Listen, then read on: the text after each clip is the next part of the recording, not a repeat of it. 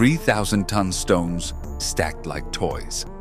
Cuts in rock so precise, they make our modern machines look like Stone Age tools.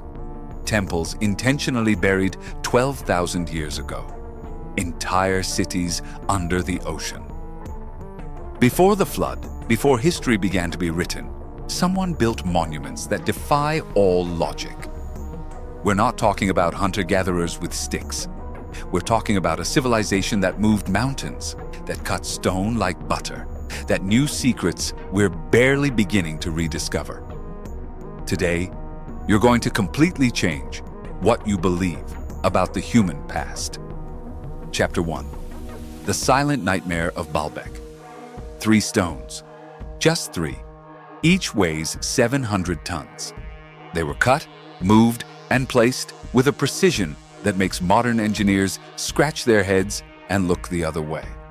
This shouldn't be possible. And yet, there they are.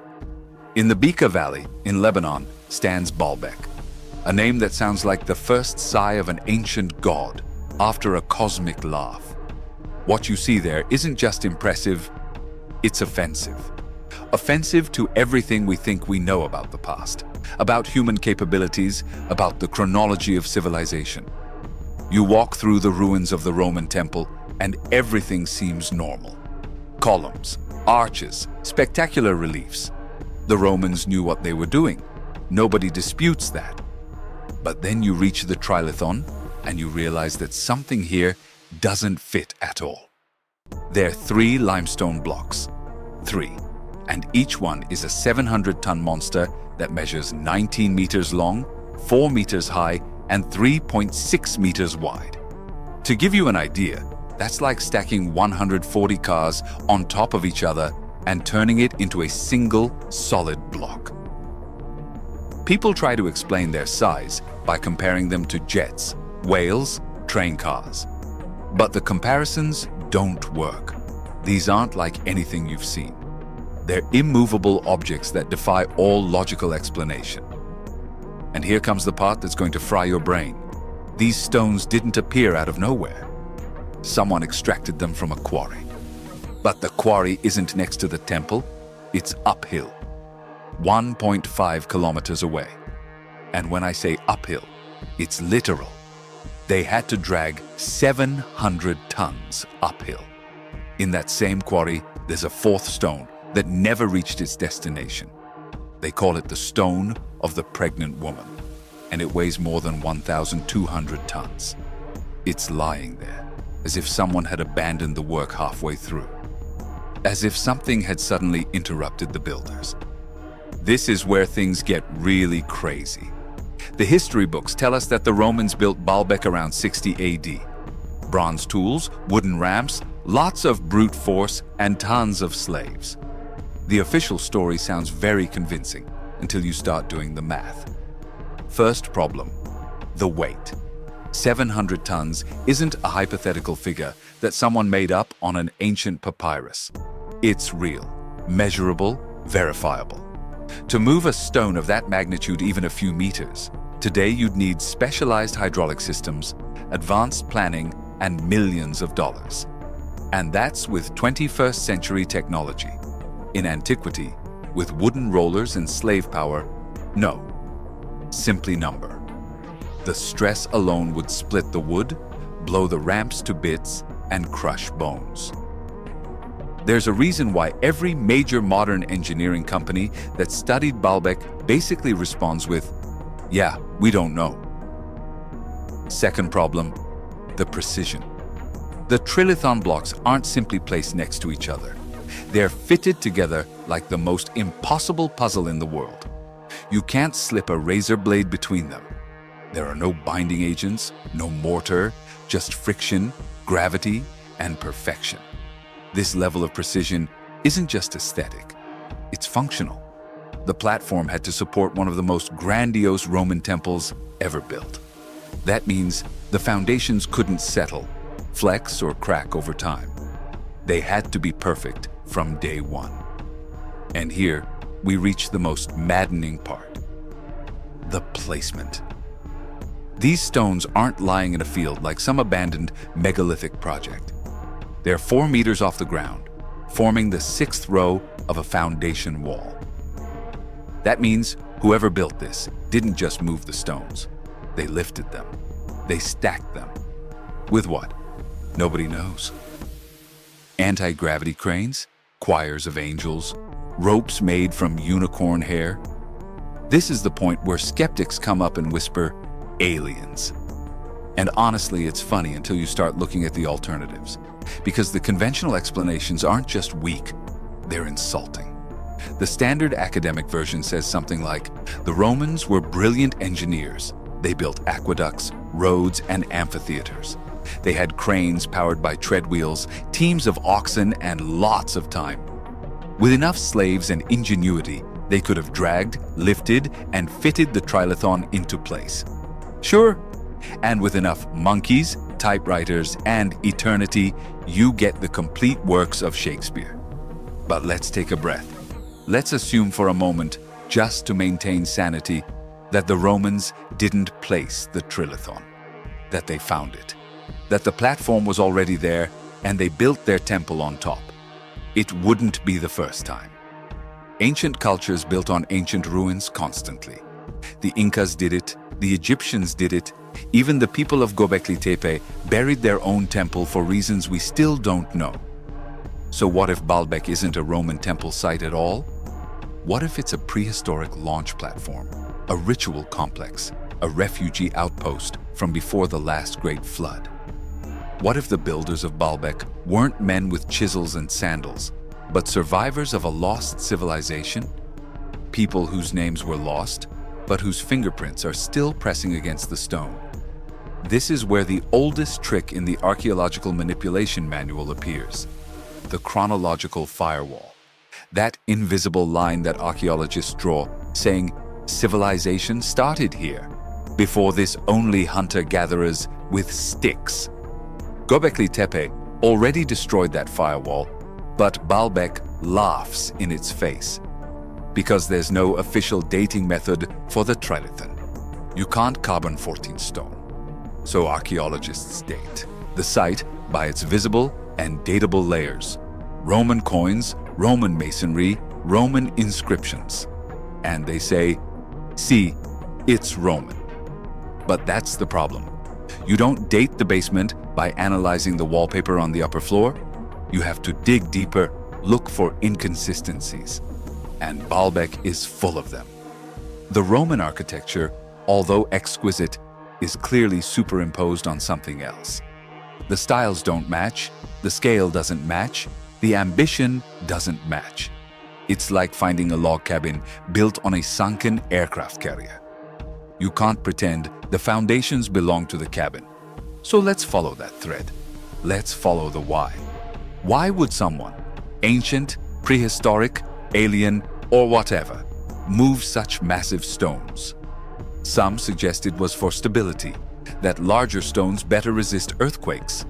Others propose ritual significance, that the act of moving the immovable was itself a kind of offering. And others whisper about lost technologies: acoustic levitation, geopolymer science, resonance-based transport. Ideas that sound absurd until you look at the trilithon again and realize that the absurd already happened. The stones are there. That's the miracle and curse of Baalbek. No matter how many times you look at them, study them, or simulate them, the facts remain the same. 3 impossibly enormous stones were extracted, moved, lifted, and placed with a precision we can't easily replicate today. Not with our technology, not with our theories, not without rewriting history. And while we stand in the shadow of this forgotten marvel, in a place where myth and mortar collide, where the ancients defied gravity itself and won, a question begins to form in the deepest part of your mind. If this is real, if this existed before everything we think we know about civilization, what else is hiding out there? But Baalbek is just the first whisper of a conversation that extends across the entire planet. What we'll find in the Andes will make these 700 tons look like child's play. and will reveal that whoever built this didn't just master stone. They mastered something much more fundamental. Chapter 2. Puma Punku, the Nightmare Factory. At 3,800 meters above sea level, where the air becomes so thin that breathing is like doing it through gauze, in the windy desolation of the Bolivian Altiplano, someone left a message. Not in ink, not in myth, but in stone. And that message says one thing: you know nothing. Puma Punku is the place where logic goes to die. It's a collection of megalithic blocks scattered like Lego pieces, forgotten since the dawn of time. They're not carved with hieroglyphs or crowned by gods. They don't pretend to tell you what they are. Instead, they challenge you to explain how they came to exist. What you see there doesn't feel ancient. It feels alien. Not because little green men came, but because what's sitting in that place simply shouldn't exist. The stones are andesite and red sandstone, some of the hardest and most fragile materials you could try to shape. Forget bronze chisels. You'd be lucky to scratch these surfaces with iron. And yet, there they are, cut and dressed like factory components. There are blocks with perfectly flat faces, right angles so sharp they could cut your pride, and details that look less like hand-carved and more like precision machining. These weren't roughly sketched by hands using stone tools. They were designed. And then there are those H-shaped blocks, the ones that appear in all the conspiracy documentaries. They're real. Dozens of them, identical in size, shape, and proportion, with recessed grooves, interlocking edges, and perfect symmetry. You could swap one for another and the fit would hold. They're not similar, they're duplicates. Mass production in stone. If you walk through Puma Punku with a set of calipers, and many have, you're going to find tolerances of less than a millimeter. Holes drilled cleanly through solid blocks with consistent diameter and depth. Side cuts so parallel, you can run a metal square along the edge and not hear a scrape. There are cuts that go several centimeters deep into the rock, maintaining straight-line precision all the way down, as if they had been sliced with a modern saw. Which raises the question, how? Let's entertain the mainstream explanation. The Tiwanaku civilization, sometime between 500 and 1000 AD, created this complex. Without a writing system, without known tools beyond bronze, without wheels in practical use, without pulleys, without cranes. Just human hands, stone tools, and an amazing amount of faith in muscle and time. But let's be clear. Bronze doesn't cut andesite. Bronze bounces off andesite. Bronze apologizes to andesite. So the backup explanation becomes this. They pecked away for weeks, for months, with harder rocks over and over, slowly and deliberately, creating geometries that look like CAD software output rendered in solid mass. It's like saying someone carved a Formula One engine block with a spoon. Let's talk about the size of the stones. Some of the largest blocks at Puma Punku weigh more than 130 tons. The sandstone slab used for foundations tipped the scale at 130 tons. These weren't extracted from the backyard. The andesite came from 90 kilometers away. The sandstone came from 10 kilometers across rough and irregular terrain, and they had to cross a river. That's a logistical nightmare, even with diesel engines. But up here, where altitude starts to mess with your blood oxygen, dragging those stones across country becomes more than implausible. It becomes delusional. Let's time travel. Imagine hundreds of workers, without pulleys, without beasts of burden, without wheels, just ropes, ramps, and willpower.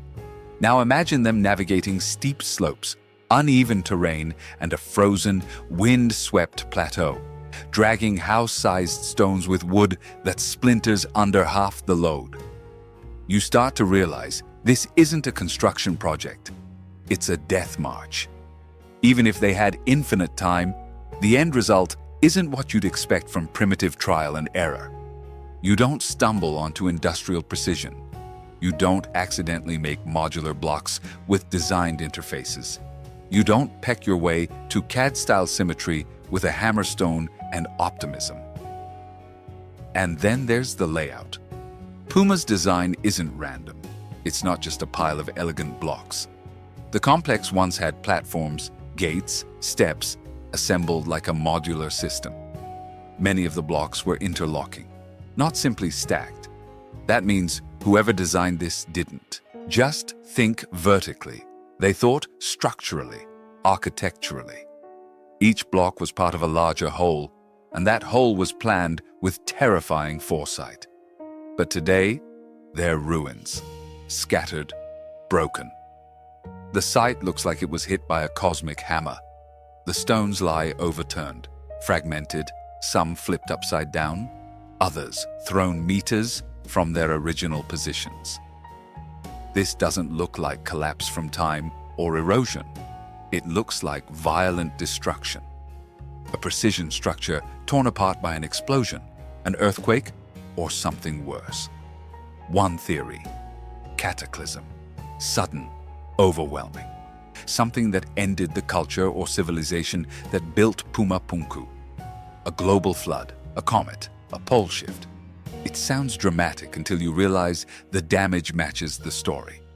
This wasn't slow deterioration. This was obliteration. The Tiwanaku people may have inherited the site, expanded, worshipped there, but did they build the original complex? There's a silent debate buried under the academic surface. Whispers about a pre-Tiwanaku origin. That maybe, just maybe, they found Puma Punku like the Romans may have found Baalbek. Because here's the dirty secret. Puma Punku hasn't been conclusively dated. You can carbon date nearby organic material, charcoal, wood, bones, but you can't carbon date stone. So when archaeologists say Puma Punku is 1,500 years old, what they're really saying is that the things we found near Puma Punku are 1,500 years old. But the stones, they could be much older. Some geologists and alternative researchers suggest dates that push Puma Punku back to the end of the last ice age, around 12,000 years ago. A period that aligns disturbingly well with myths of great floods, destroyed civilizations, and sudden events that changed the world. Plato's Atlantis, the Sumerian flood, the biblical flood, stories that echo from culture to culture, stories that start to sound less like metaphor and more like memory. And if Puma Punku is a memory carved in stone, then it's not just an outlier, it's evidence. Evidence that something existed before our version of history began, something capable of engineering feats we still struggle to explain. So what happened to them? Maybe they were wiped out, maybe they left, maybe they became us, but we forgot who we were. Puma Punku doesn't answer those questions. It just leaves them hanging in the high-altitude air, echoing through fractured stone. This site isn't alone. All over the world there are structures like this, structures that laugh at chronology, that spit in the face of progress narratives, that whisper, "You don't know what you think you know." But Puma Punku is unique in a chilling way. It looks like a crime scene, like a technological civilization that was stopped mid-sentence, like the site was frozen in the act of construction, deconstruction, and then blown to pieces. And when you think you've seen the full extent of impossibility, when you think the limits of ancient precision and scale have been reached, the Andean highlands deal you one more card. Not just big, not just fitted, but monstrous, convex, concave, and woven like a giant stone serpent. Chapter 3. Saksai Waman, the living stone serpent. It's a fortress, it's a wall, it's a serpent made of stone zigzagging across a hillside. In the Peruvian city of Cusco, the ancient capital of the Inca Empire, stands one of the most visually striking megalithic structures on Earth. The locals say it's the head of a great sky serpent. It certainly looks like it. Zigzagging layers of massive stones, some weighing up to 200 tons, form the walls of Sacsayhuaman. No matter how many documentaries you've seen or books you've read, standing in front of this makes your brain hurt. Because it simply shouldn't exist. We're not talking about a wall made of cut stone blocks. We're talking about a structure made of non-linear, irregular, multi-angular, and interconnected megaliths. Each stone has a unique shape, fitting into its neighbors with such tension you'd think the whole thing was molded like clay. But these aren't bricks. They're rocks, some as tall as 3 men, others heavier than diesel locomotives, all fused without mortar, without concrete, without a single visible joint. Conventional construction follows logic, engineering, physics. You have tools, you have a plan, you have slaves or workers, and step by step, you build something. But at Sacsayhuaman, the scale crosses the line between technological achievement and mythological insanity. To move a 100-ton stone, you need power. Not theoretical power, brute power. The kind that doesn't just break tools, but breaks civilizations if you get it wrong. The stones at Sacsayhuaman were quarried miles away from the site. They were dragged, floated, rolled or something across valleys, up slopes, and finally fitted into place on a hillside that was never meant to contain them. And they don't just sit there. They fit. They connect like some prehistoric version of Lego, designed by a mind that had long abandoned the idea of easy geometry. Many of the stones have up to a dozen faces, each cut precisely to match the faces of surrounding blocks. There's no repetitive pattern, no convenience of square upon square. Each joint is unique. This isn't construction. This is sculpture on the scale of tectonic plates. Conventional archaeology tells us the Incas built Sacsayhuaman in the 15th century. But there's a catch. The Incas themselves never claimed to have built the whole thing. They said it was already there, a gift from the gods, a relic from before. They built on top, repaired sections, used it. But the oldest parts, the largest stones, the tightest joints, the most insane feats of masonry, even they attributed to the first ones, a forgotten people with a forgotten name. The precision of the joints defies reason. You can't slip a sheet of paper between them, not because they were pressed together like bricks, but because they were carved to interconnect at strange angles. That means the builders didn't just shape each stone individually. They shaped them in relation to the stones already in place. Imagine trying to carve a puzzle piece to fit into 5 or 6 other puzzle pieces. Each one weighs more than a space shuttle, and once you slide it into place, that's it. No do-overs, no adjustments, no oops. You get one carving, one placement, perfect or nothing. Let's be clear. There's no historical record of tools that could achieve this. No chisel, no forge, no blueprint, no how-to guide for making 200-ton stones kiss their neighbors with sub-millimeter intimacy. And no modern construction company, even with laser scanning and heavy-duty cranes, has attempted to replicate Sacsayhuaman. Why? Because it's not just difficult, it's insanity. Look closer. Many of the stones are both convex and concave. They curve outward on one face, inward on another. Some join not in flat seams, but in curved, undulating lines. This isn't just decorative, it's structural. Earthquake-resistant, flexible under pressure. The kind of design you get from centuries of seismic engineering. More disturbingly, from inherited knowledge of a civilization that had already seen everything collapse. And collapse it did. The upper layers of Sacsayhuaman, finer and smaller stonework, are Incan. Nobody disputes that.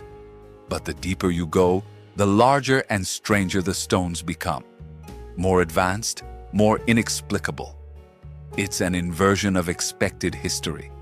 The further back you go, the better the craftsmanship becomes.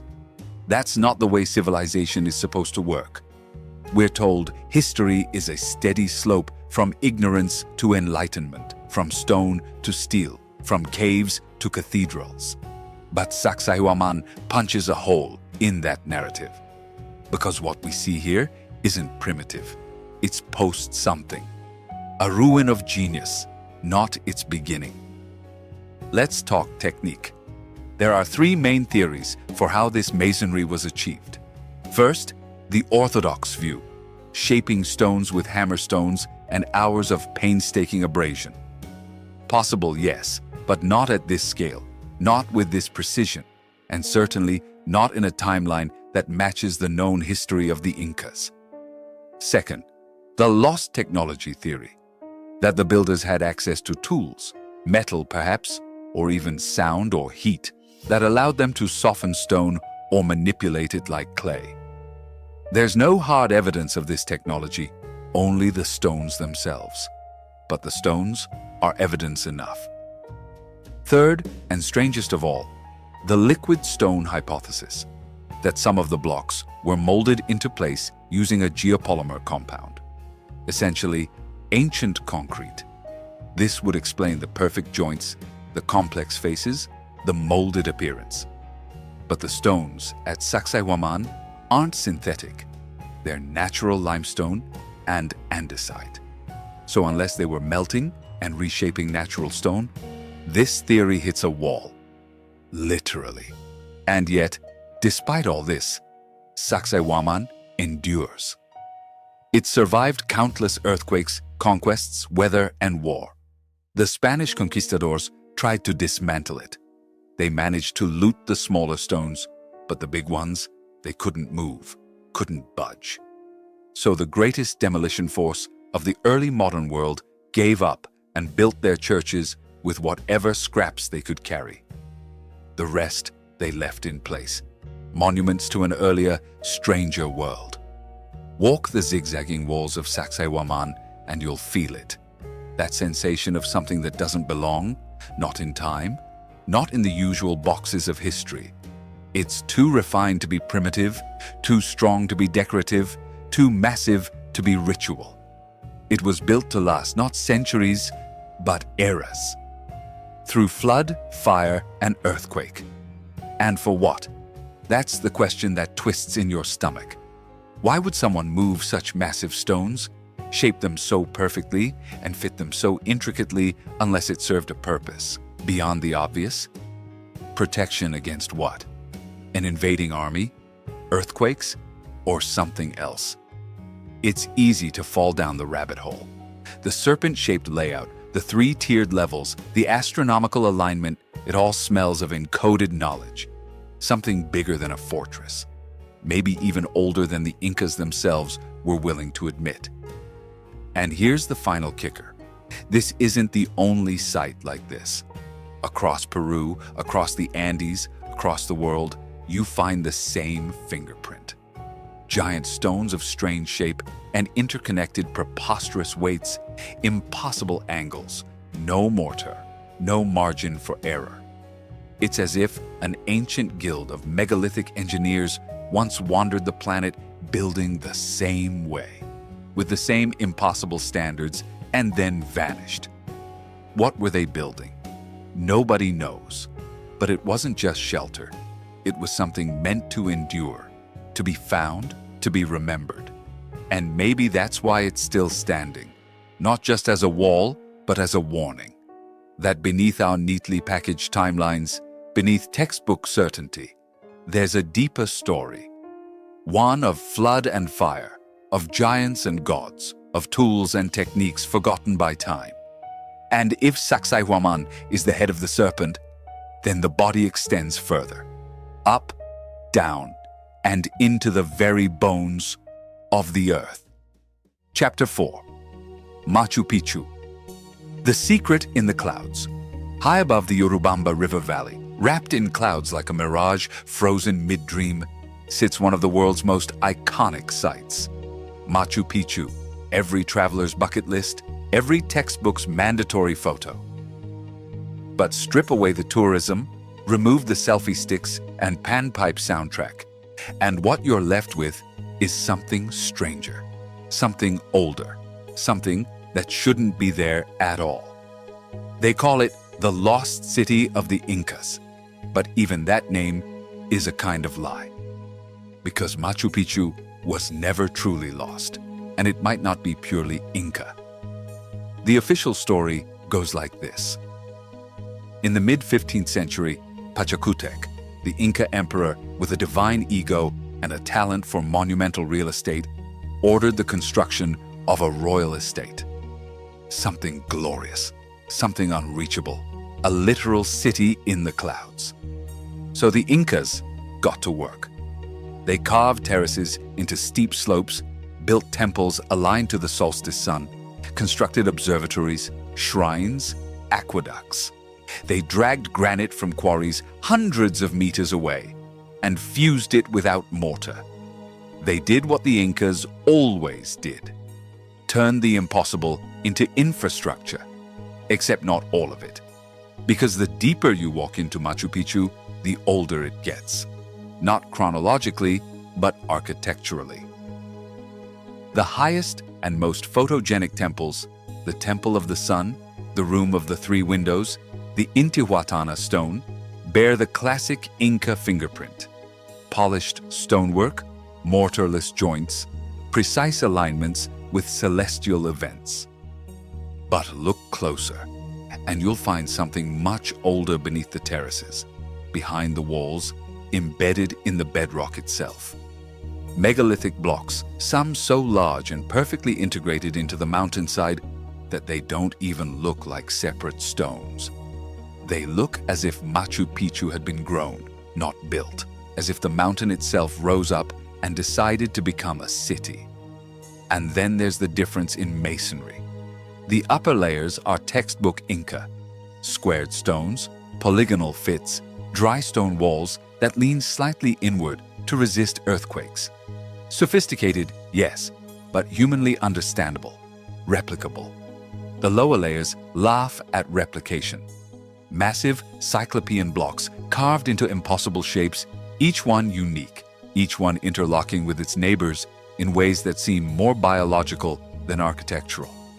No straight lines, no modular repetition, just fluid, organic stone like the mountain was molded by a sentient tide. It's the same unsettling signature we've seen before.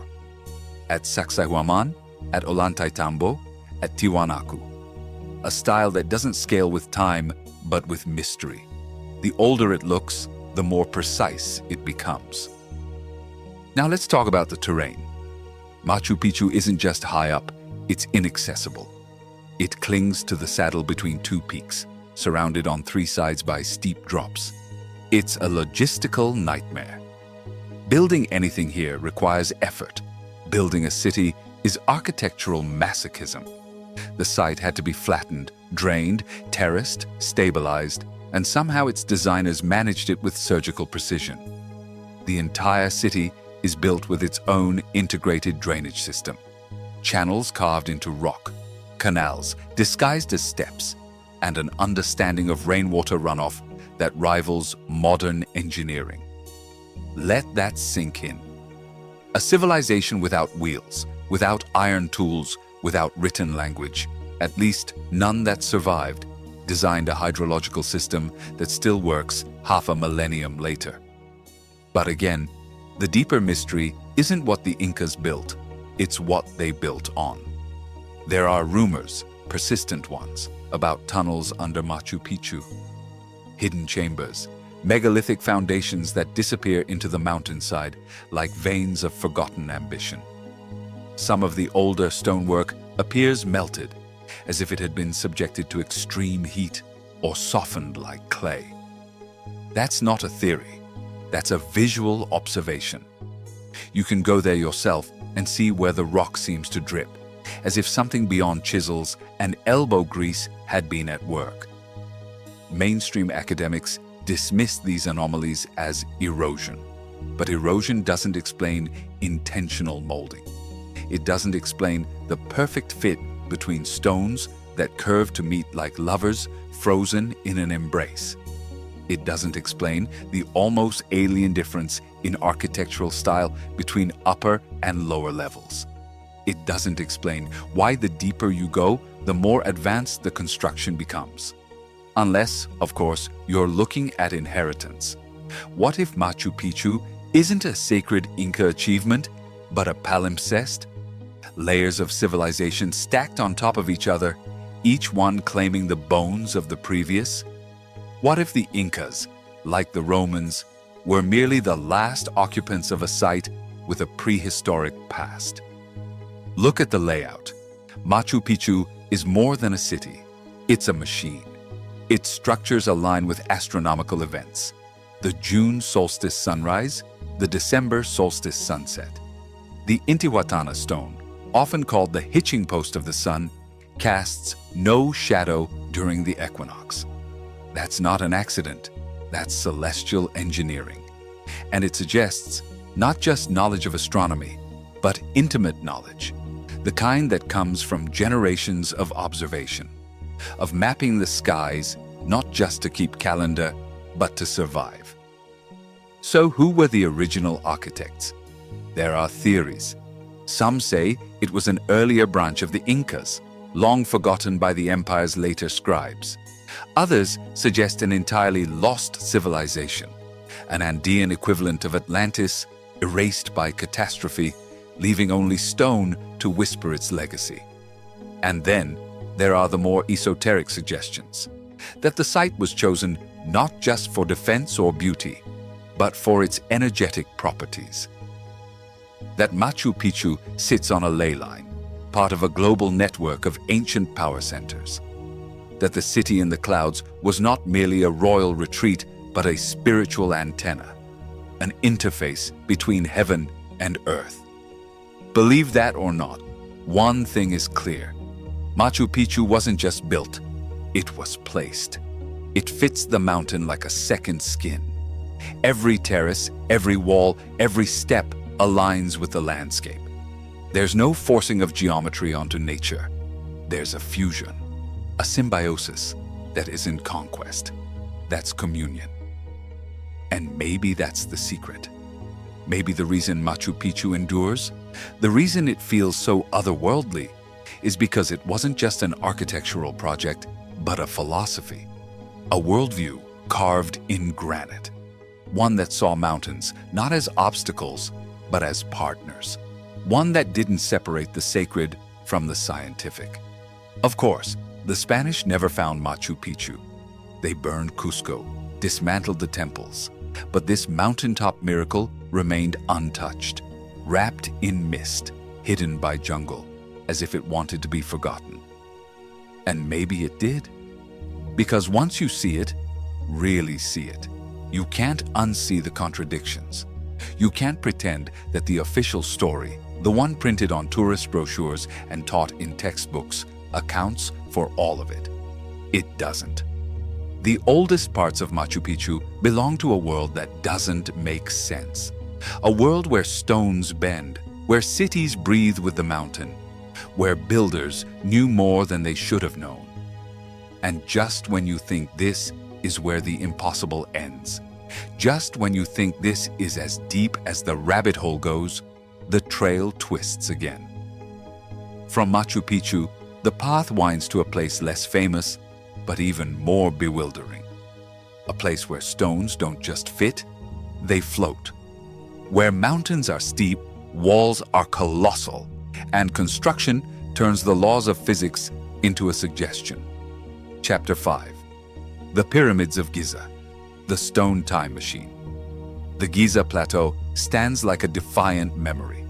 3 pyramids rise tall against time, erosion, and every attempt to explain them. Among them, a supreme queen, the Great Pyramid of Giza, a monument so colossal, so meticulously built, that it should not just dominate the Egyptian desert horizon, it should dominate our sense of what is historically possible. We've been told the official story, that around 2560 BC, Pharaoh Khufu commissioned the Great Pyramid as his tomb. That 20 years later, 2.3 million limestone blocks, each weighing up to 2.5 tons, had been precisely quarried, transported, raised, and fitted into place with mathematical perfection. All this using copper tools, wooden sleds, and only human force. The story sounds noble, romantic, full of dusty glory and whip-cracking logistics. But let's not lie to ourselves. The numbers don't add up. To complete the pyramid in 20 years, workers would have had to place one block every 2.5 minutes, day and night, without fail, for 2 straight decades. That means quarrying, moving, shaping, aligning, and placing blocks at maddening speed, without cranes, without power tools, without GPS. And yet, here's the thing. The Great Pyramid isn't a pile of rocks. It's an architectural code locked in stone. Each side of the base measures 230.4 meters long, and those sides are aligned to true north, south, east, and west, with a margin of error of less than 1/15 of a degree. That's not impressive for the ancient world. That's impressive for today. Aligning a 6 million-ton monument to cardinal points with such accuracy would be a feat of surveying genius, even with lasers and satellites. Then, there's the footprint.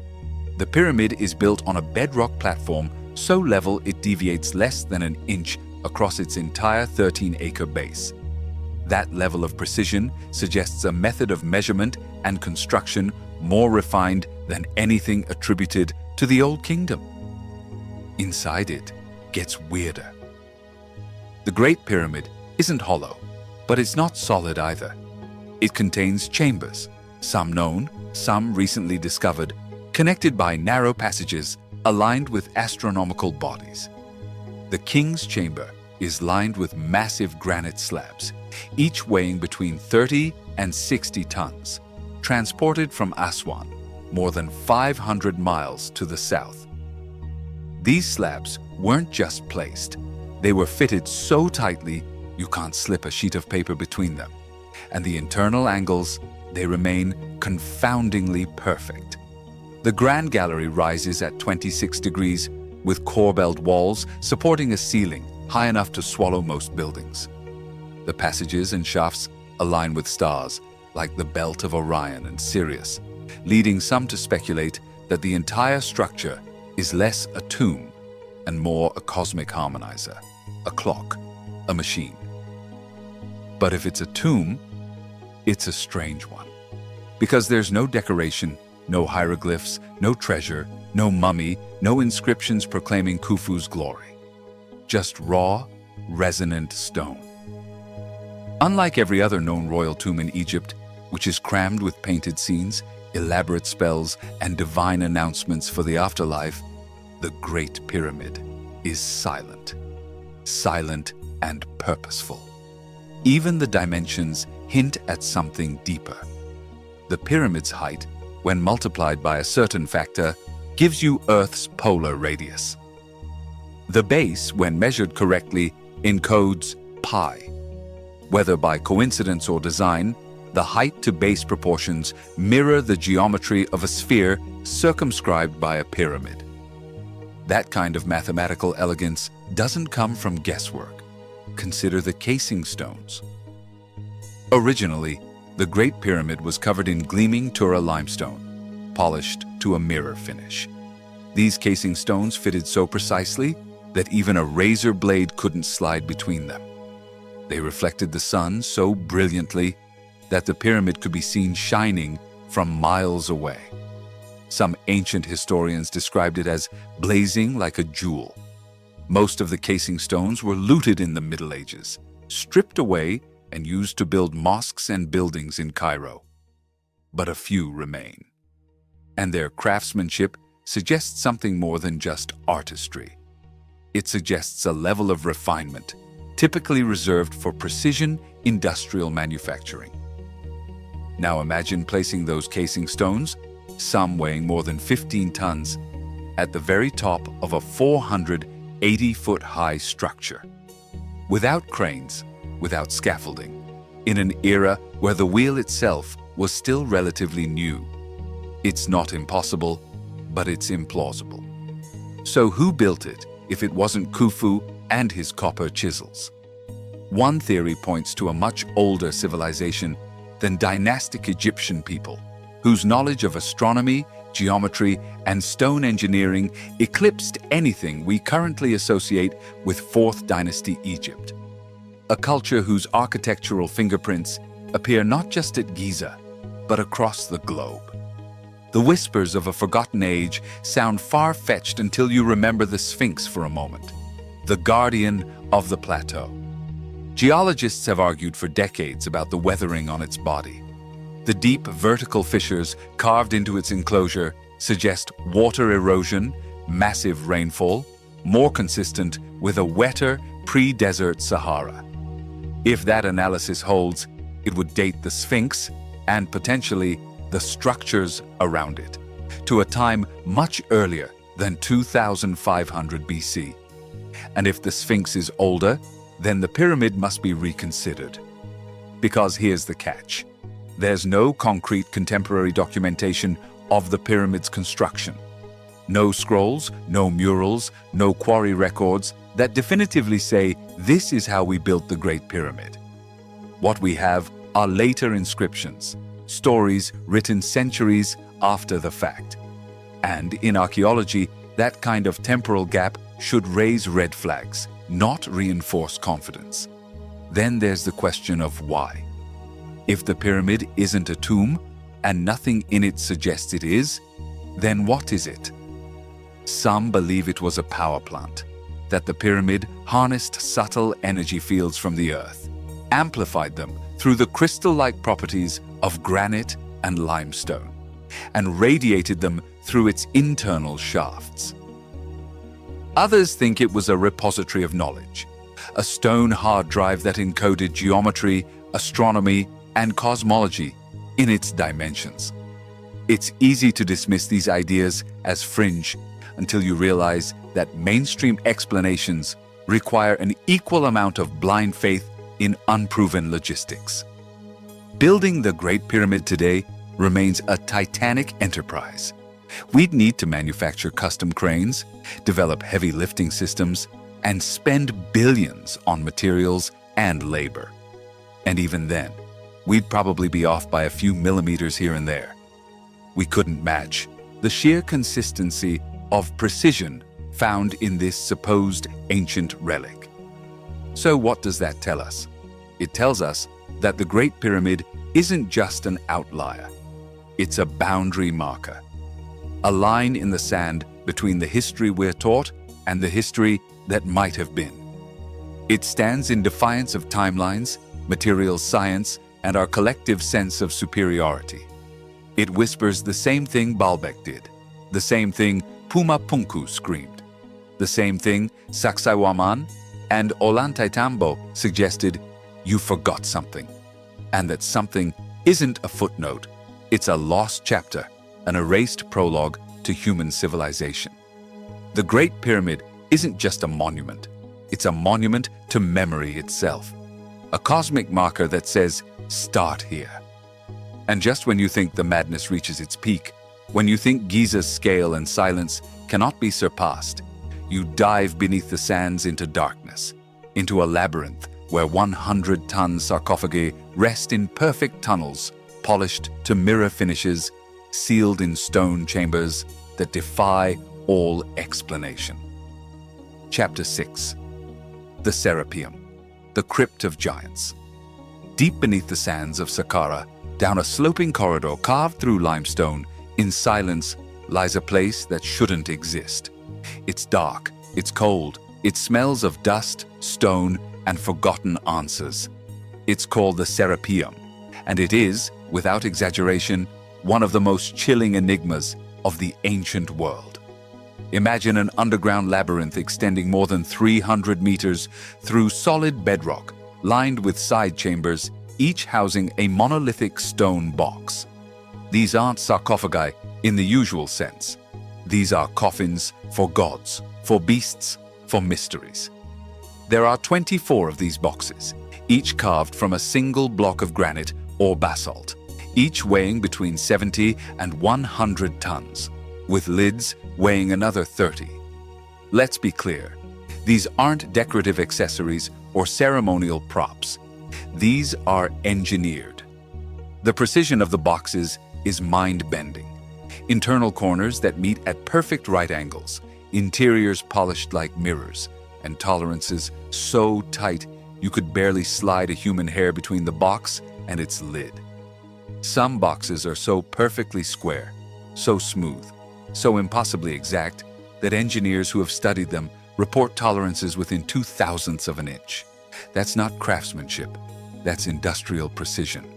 And yet, we're told these were made 3,300 years ago, in the time of the New Kingdom, carved using diorite balls and copper chisels, lifted into place with brute force, ramps, and prayer.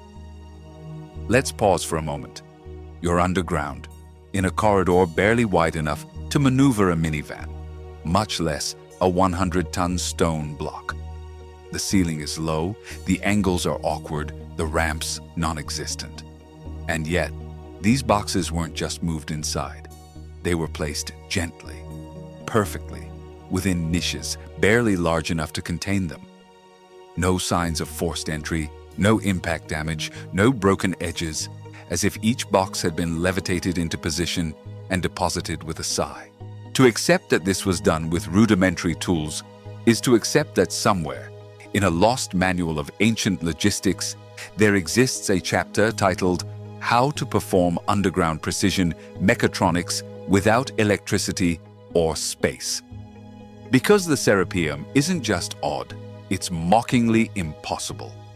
Let's step back to what the boxes are supposed to contain. According to mainstream Egyptology, the Serapeum was a burial site for the Apis bull, sacred animals worshipped as earthly incarnations of the god Ptah, later associated with Osiris and Serapis.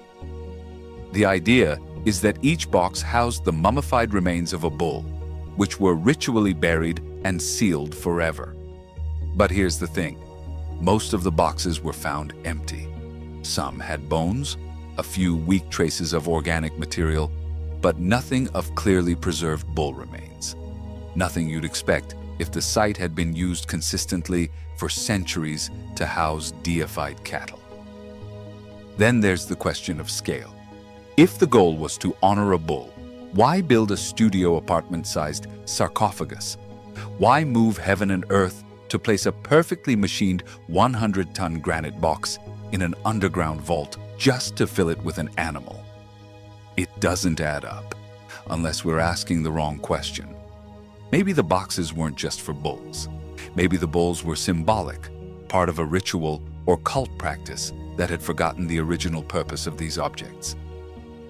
Maybe the Serapeum is an inheritance from a much older civilization, whose technology we no longer recognize as such because we can't replicate it. Let's talk about the granite for a moment. The granite used for the Serapeum boxes came from Aswan, almost 600 miles to the south. That means these 100-ton monoliths weren't just carved.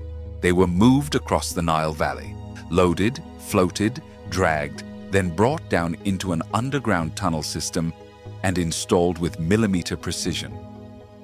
There's no known pulley system from this era that could handle that load. There's no workforce strong enough to shift that mass in such confined space without destroying the very chamber they're trying to fill. And if you think that's the end of it, think again. Some of the boxes show signs of strange tools. Linear striations, scoop marks, even rotational cuts, suggesting tools that moved in circular motion. Not hand chiseling, not pecking, but something more like lathes or high-speed cutting tools. Mainstream academics explain this as polishing techniques or abrasion over time. But polishing doesn't produce grooves. Abrasion doesn't create spiral furrows. So what does? And why does nobody seem to want to find out? There's a cognitive dissonance at play when you walk through the Serapeum.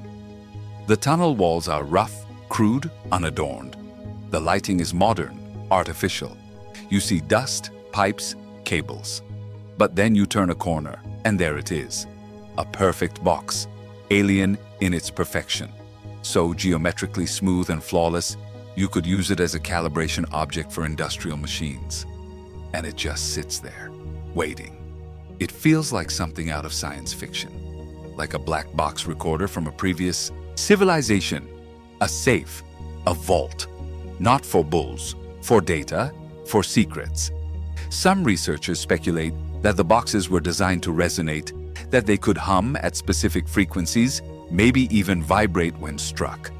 There are stories, mostly anecdotal, of strange acoustic effects within the chambers. Standing waves, echoes that never die. The boxes might have been part of a sound-based technology, a system that used vibration or frequency to store or transmit information.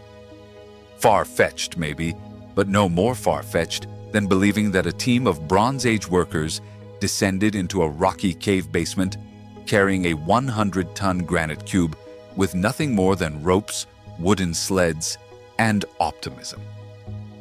And remember, the Serapeum wasn't even discovered until 1850 by French archaeologist Auguste Mariette, who stumbled upon it while chasing ancient texts.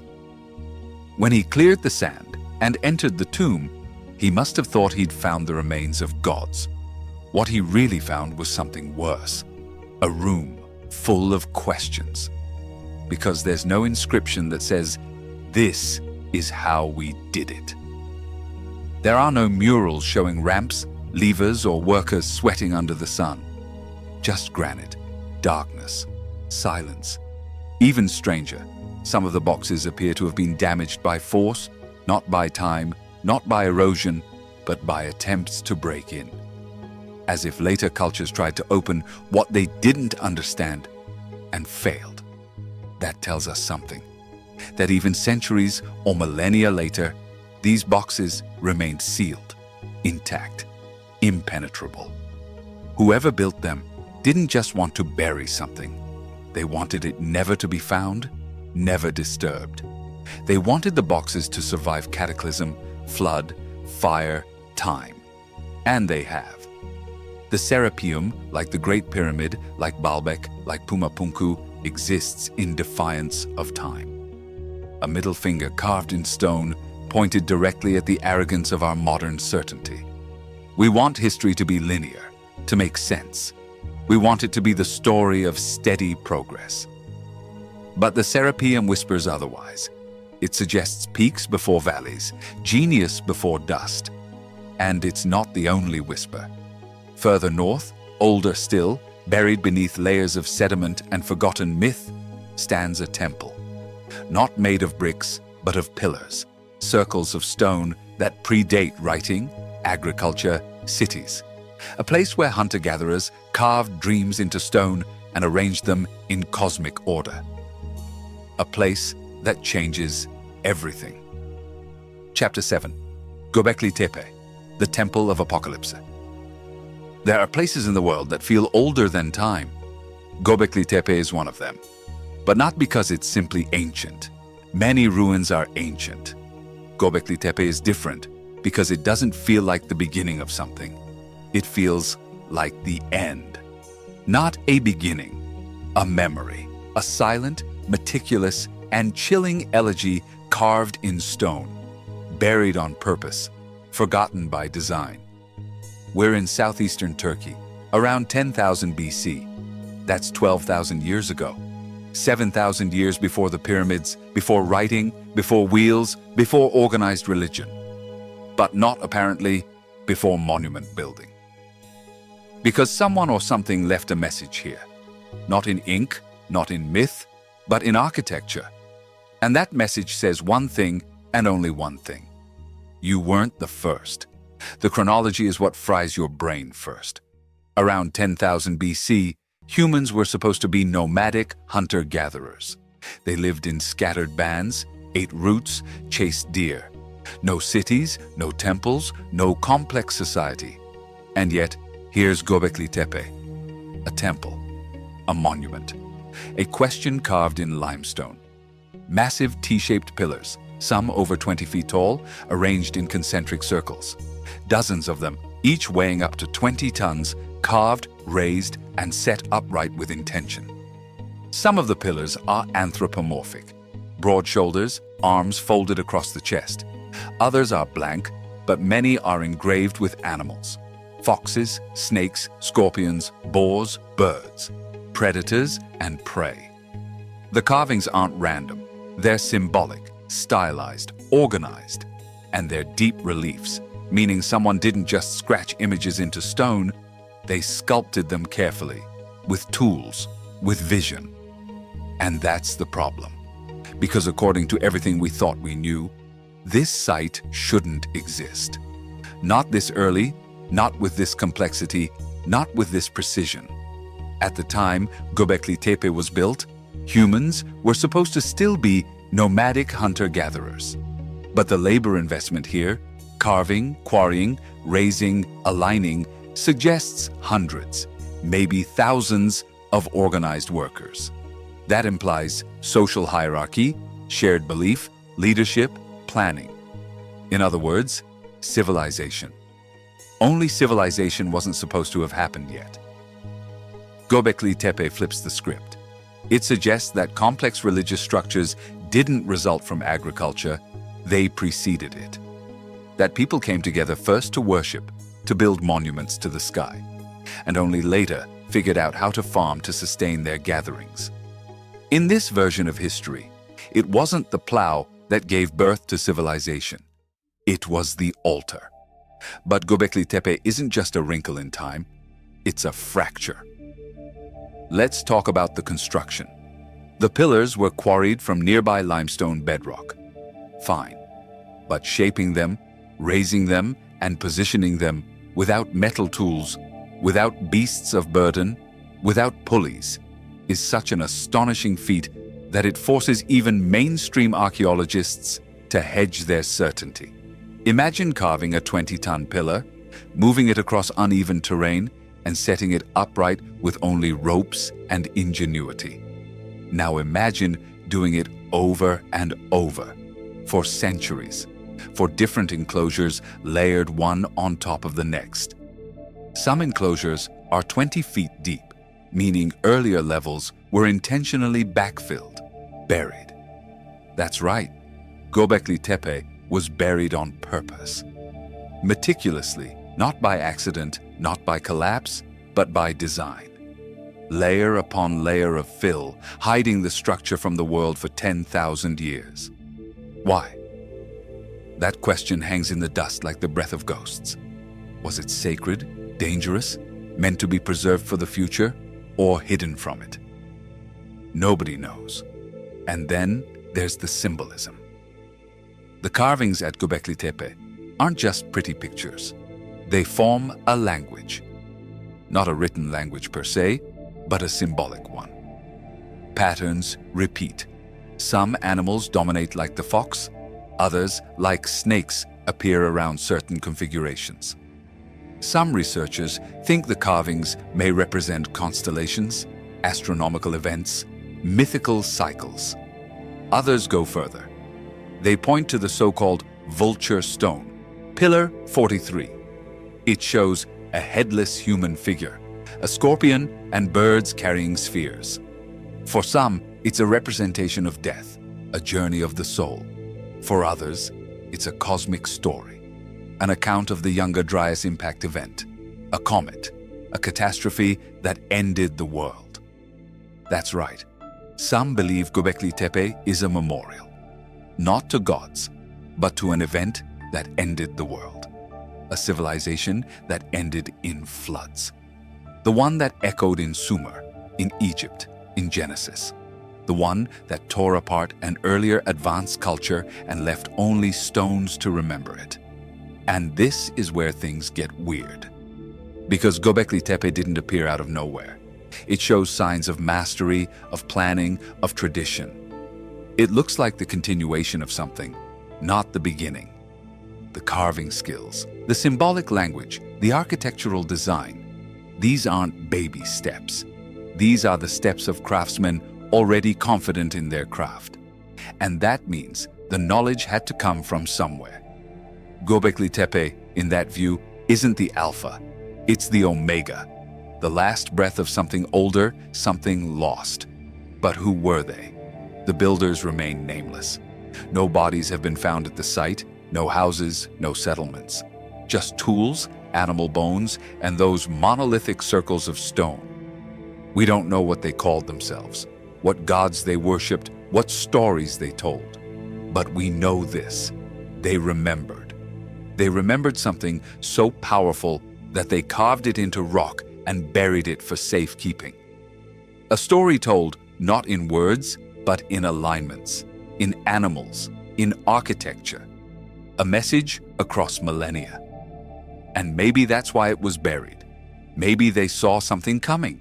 A flood, a change, a forgetting. Maybe they saw the end and decided to preserve a fragment of the beginning. Even the design of Göbekli Tepe feels intentional. The enclosures are arranged in patterns, some circular, some with twin central pillars facing each other like sentinels. Male and female, sky and earth, life and death. It feels like a ritual theater, a place not just of worship, but of transmission, of knowledge passed through symbols, through shadow and light. And this site, this frozen ritual theater, wasn't alone. Scattered across the region are other hills, other mounds, Karahan Tepe, Navali Chori, more tepes still buried beneath the ground, waiting. The entire region may be a vast necropolis of memory, a network of prehistoric Vaticans, a shattered library of stone.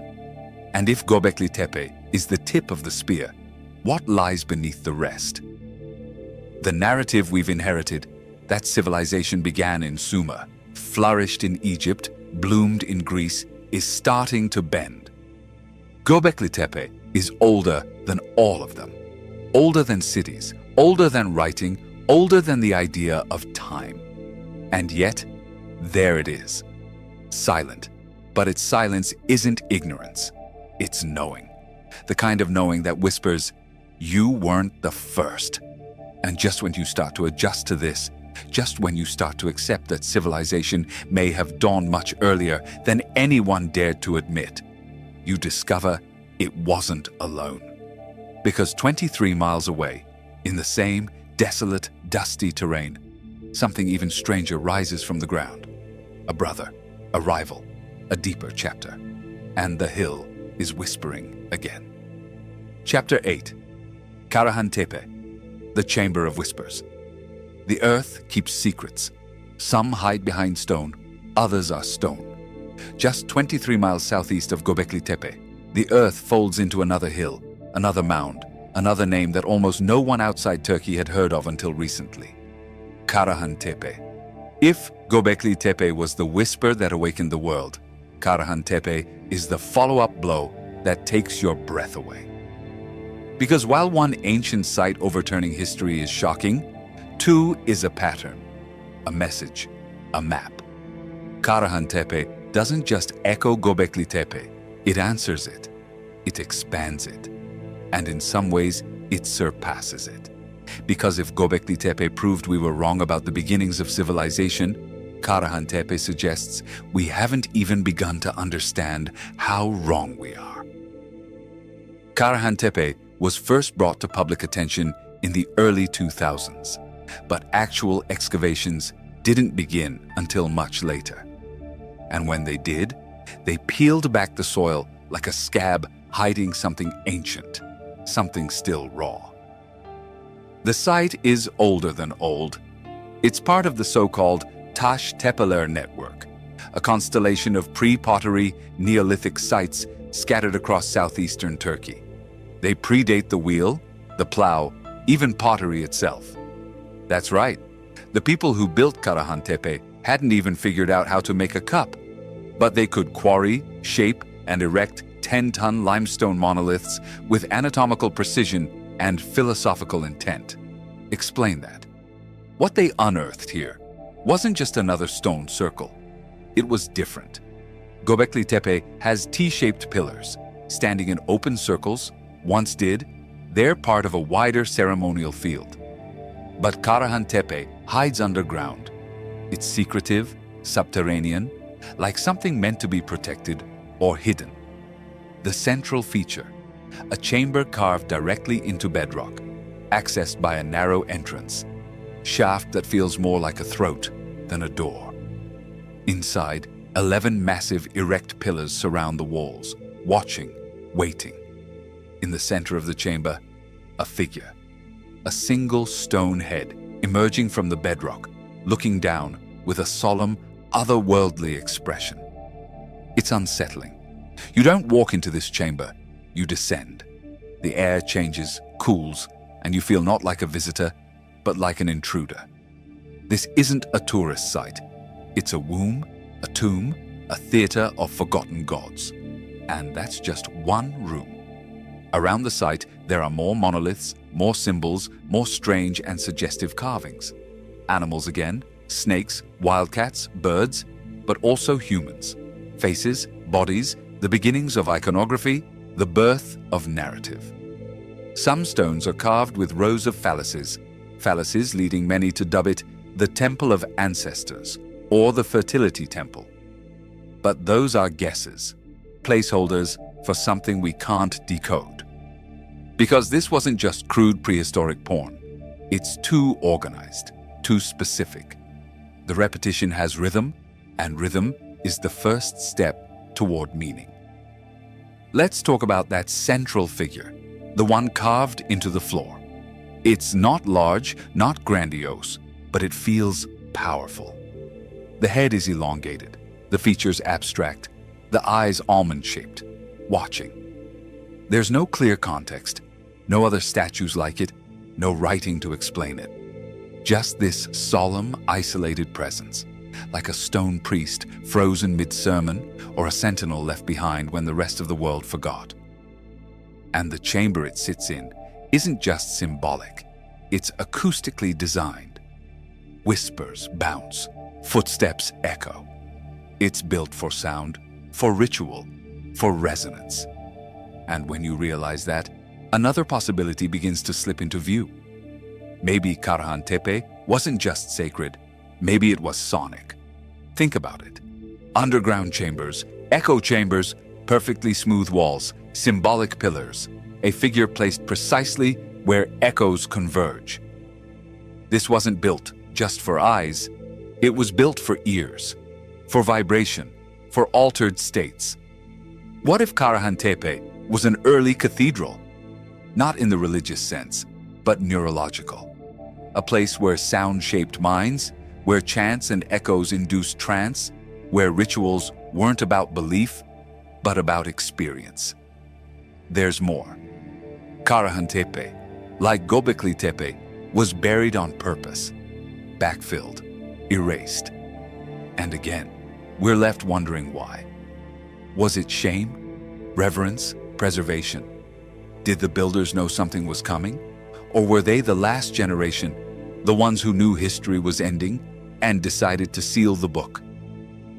Because once again, the construction here isn't amateur hour. It shows sophistication, planning, stone mastery that rivals civilizations thousands of years younger. And all without agriculture, without metallurgy, without any of the supposed essentials of civilization. Which leads to an uncomfortable possibility. Maybe we've misunderstood what civilization is. We've always linked civilization to material progress, to tools, cities, writing. But what if the first civilizations weren't about control, but about connection? Not agriculture, but feeling. Not engineering, but energy. What if sites like Karahan Tepe weren't anomalies but templates? Places where early humans gathered to commune not necessarily with gods, but with each other, with nature, with the sky, with the past, with the future. And what if that kind of civilization, intangible, experiential, symbolic, was destroyed not by ignorance, but by catastrophe. Because here's the thing. Karahan Tepe and its sister sites weren't destroyed by conquest. There's no evidence of war, no fire, no toppled statues. They were buried intact. That smells of intentionality, of someone deciding, we're done. Seal it. Walk away. It's the same feeling you get from the Serapeum, from Machu Picchu, from Pumapunku. It's the whisper that says something ended here. And when you stack it all together, a pattern emerges. Around the end of the Younger Dryas, approximately 11,700 years ago, something massive happened. A shift, a trauma. Glaciers melted, sea levels rose, something big, fast, and deadly swept the planet. And yet, what survived was stone. Stone that remembers. Karahan Tepe isn't just an archaeological site, it's a scar that never healed. And just when you think it's safe to rest, to digest the implications of ancient minds, creating monuments of sound and shadow, another ripple hits. Because Karahan Tepe isn't alone, it's part of a web, a constellation. And one of its stars lies far from the desert, beneath the waves in the Pacific, where a mountain of rock, steps, and angles lies drowned under salt and secrecy. The Yonaguni Monument waits, and it may be the oldest of all. Chapter 9. Yonaguni, the Pacific Atlantis. Beneath the water, off the southern coast of Japan, under the churning flutter of the East China Sea, lies a ruin that shouldn't be there. Divers discovered it by accident in the 1980s, just another day scanning the seafloor near Yonaguni Island, until the ocean pulled back the curtain, and what it revealed wasn't coral, wasn't a shipwreck, wasn't the usual chaos of the sea. It was geometry. Massive, right-angled, flat terraces, steep walls, steps, corridors. A design as if the sea had drowned a city but left the blueprint. This is the Yonaguni Monument. For some, it's the smoking gun of a lost global civilization. For others, a curious oddity of geology. But for anyone who's seen it with their own eyes, one thing is certain. It doesn't feel natural. The formation extends more than 300 feet long and rises some 90 feet from the ocean floor. From above, it looks like a ziggurat or stepped pyramid. Platforms with sharply defined edges that intersect at nearly perfect right angles. There are flat surfaces so clean they appear machine-cut, steps so uniformly spaced they defy randomness, vertical drops that cut like architectural blueprints into the bedrock. And yet, mainstream geology insists it's all natural. Just ocean currents, tectonic shifts, erosion, pressure, and time. But let's get into that. Because if you're going to claim nature made this, nature better had a good architect on staff. Let's start with the steps. They're uniform, repeating, precision cut into stone. In some sections, they rise to consistent heights and depths, like a staircase meant for giants. Not one or two steps, but dozens, some extending for meters. That kind of symmetry doesn't usually happen underwater, where erosion is a chaotic, directionless force. Nature doesn't care about tread depth. Then there are the corners. At Yonaguni, corners don't erode, they persist. Right angles, 90-degree joints that form walls, platforms, and corridors. On land, we'd call them foundations. Underwater, we're told they're coincidences, except there are so many of them, and they're connected. They form structures, not scattered rocks. Structures. One feature, called the main terrace, resembles a complete ceremonial platform with what appears to be an altar. Nearby is a channel that snakes around like a moat, and further still, a rectangular trench with standing stones. Some say pillars, rising from its depths. And then there's the so-called turtle, a rock formation shaped like a giant reptile perched perfectly on one of the levels. Too much symbolism, maybe, but coincidences start to sweat when you line up this many. Now let's talk about the most unsettling possibility: age. Yonaguni is submerged at a depth that suggests it sank around the end of the last ice age, approximately 10,000 to 12,000 years ago. That's the same time frame as Göbekli Tepe, the same window as the Younger Dryas Cataclysm, the same mysterious historical pause when ice melted, oceans rose, and human memory rebooted. If Yonaguni was above sea level before that, and there's geological evidence it was, then we're looking at construction, or at least modification, that predates all known civilizations. It's not just older than the Great Pyramid. It's older than agriculture. Let that sink in. A megalithic structure on the seafloor with architectural features that mirror those found in ancient temples across the world. Aligned steps, stone pillars, interlocking blocks. And it's thousands of years older than Sumer, than Egypt, than the wheel. Skeptics argue there are no tools, no artifacts, no bones. True, but the ocean isn't kind to preservation. Salt water doesn't cradle history, it devours it. Wood dissolves, metal corrodes, DNA fades. All that remains is stone.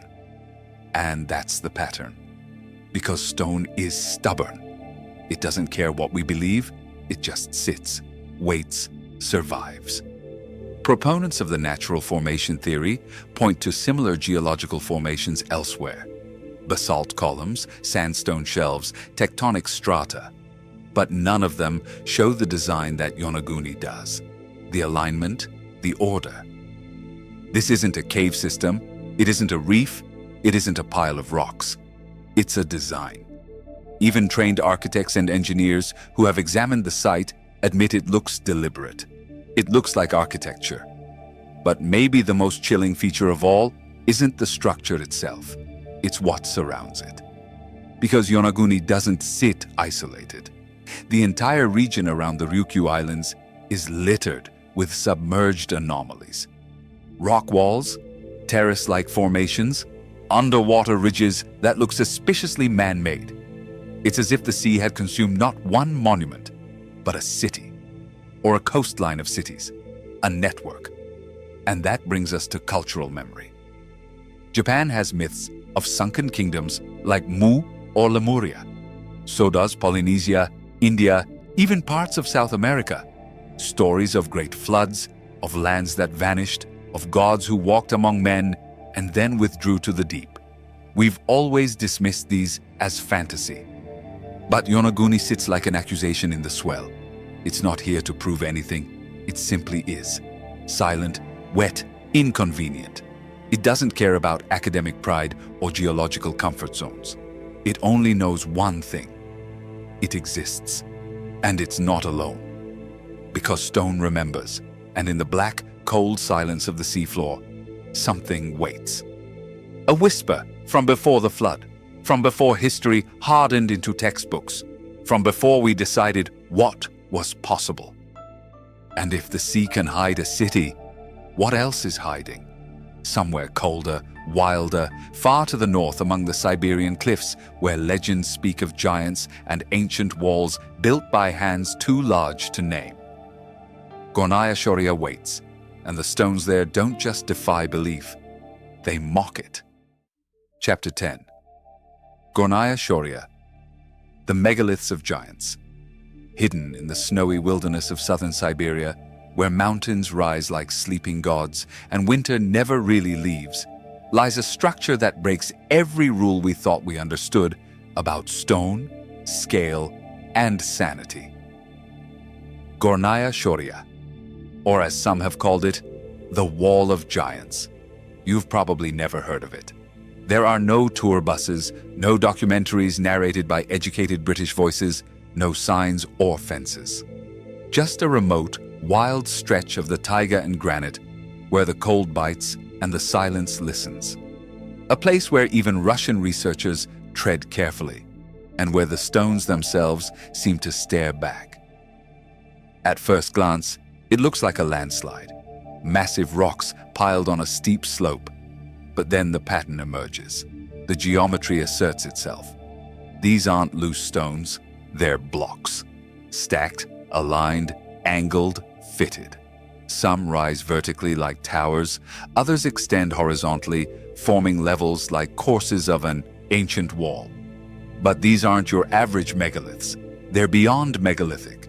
They're stupidly, comically impossible. Some stones, it's estimated, weigh more than 3,000 tons. They dwarf even the great blocks of Baalbek. And that's not a typo. 3,000 tons. For reference, that's about the weight of 500 elephants or 7 fully loaded Boeing 747s. It is, in short, stupidly, comically impossible. Yet, there they are. Giant slabs of stone cut with straight edges and right angles, interlocked as if they'd been molded by the hand of some primordial architect with a taste for scale. The size of these blocks breaks the mind. You don't try to imagine how they were moved, you try to imagine why anyone would attempt it. There's no crane on Earth that could move one. There's no ancient ramp system that could account for the logistics of placing them on a hillside hundreds of meters above the valley floor. And the cuts? They're not natural fractures, they're too precise, too smooth. In some cases, the seams between stones are so tight, they echo the impossible joints of Sacsayhuaman or Pumapunku. You see beveling, you see alignment, you see intention. The orthodox explanation: geological formations, natural processes, freezing, thawing, tectonic uplift. But that explanation phrases quickly when you're confronted with the design, the repetition, the improbable symmetry. This isn't chaos, it's choreography. And it gets worse, because some of the blocks appear to have fallen. Not rolled, fallen. As if something hit the wall hard, as if upper levels gave way under pressure. You see stones shattered on impact, split in half, their clean inner faces exposed to the elements for the first time in millennia. You see what looks like structural collapse, not weathering, failure, which implies the impossible, that this structure once stood whole, complete, and functioning, that it was built, not born. And that means someone built it, someone who could quarry, shape, and place multi-thousand-ton stones in formation. Someone who did this at a time when Siberia was considered a prehistoric wasteland populated by nomadic tribes with stone tools and campfire myths. No written records, no architectural tradition, no metal, no wheels, no science. Just granite and frost. So, who? That question looms like breath in cold air, and it brings with it all the uncomfortable possibilities.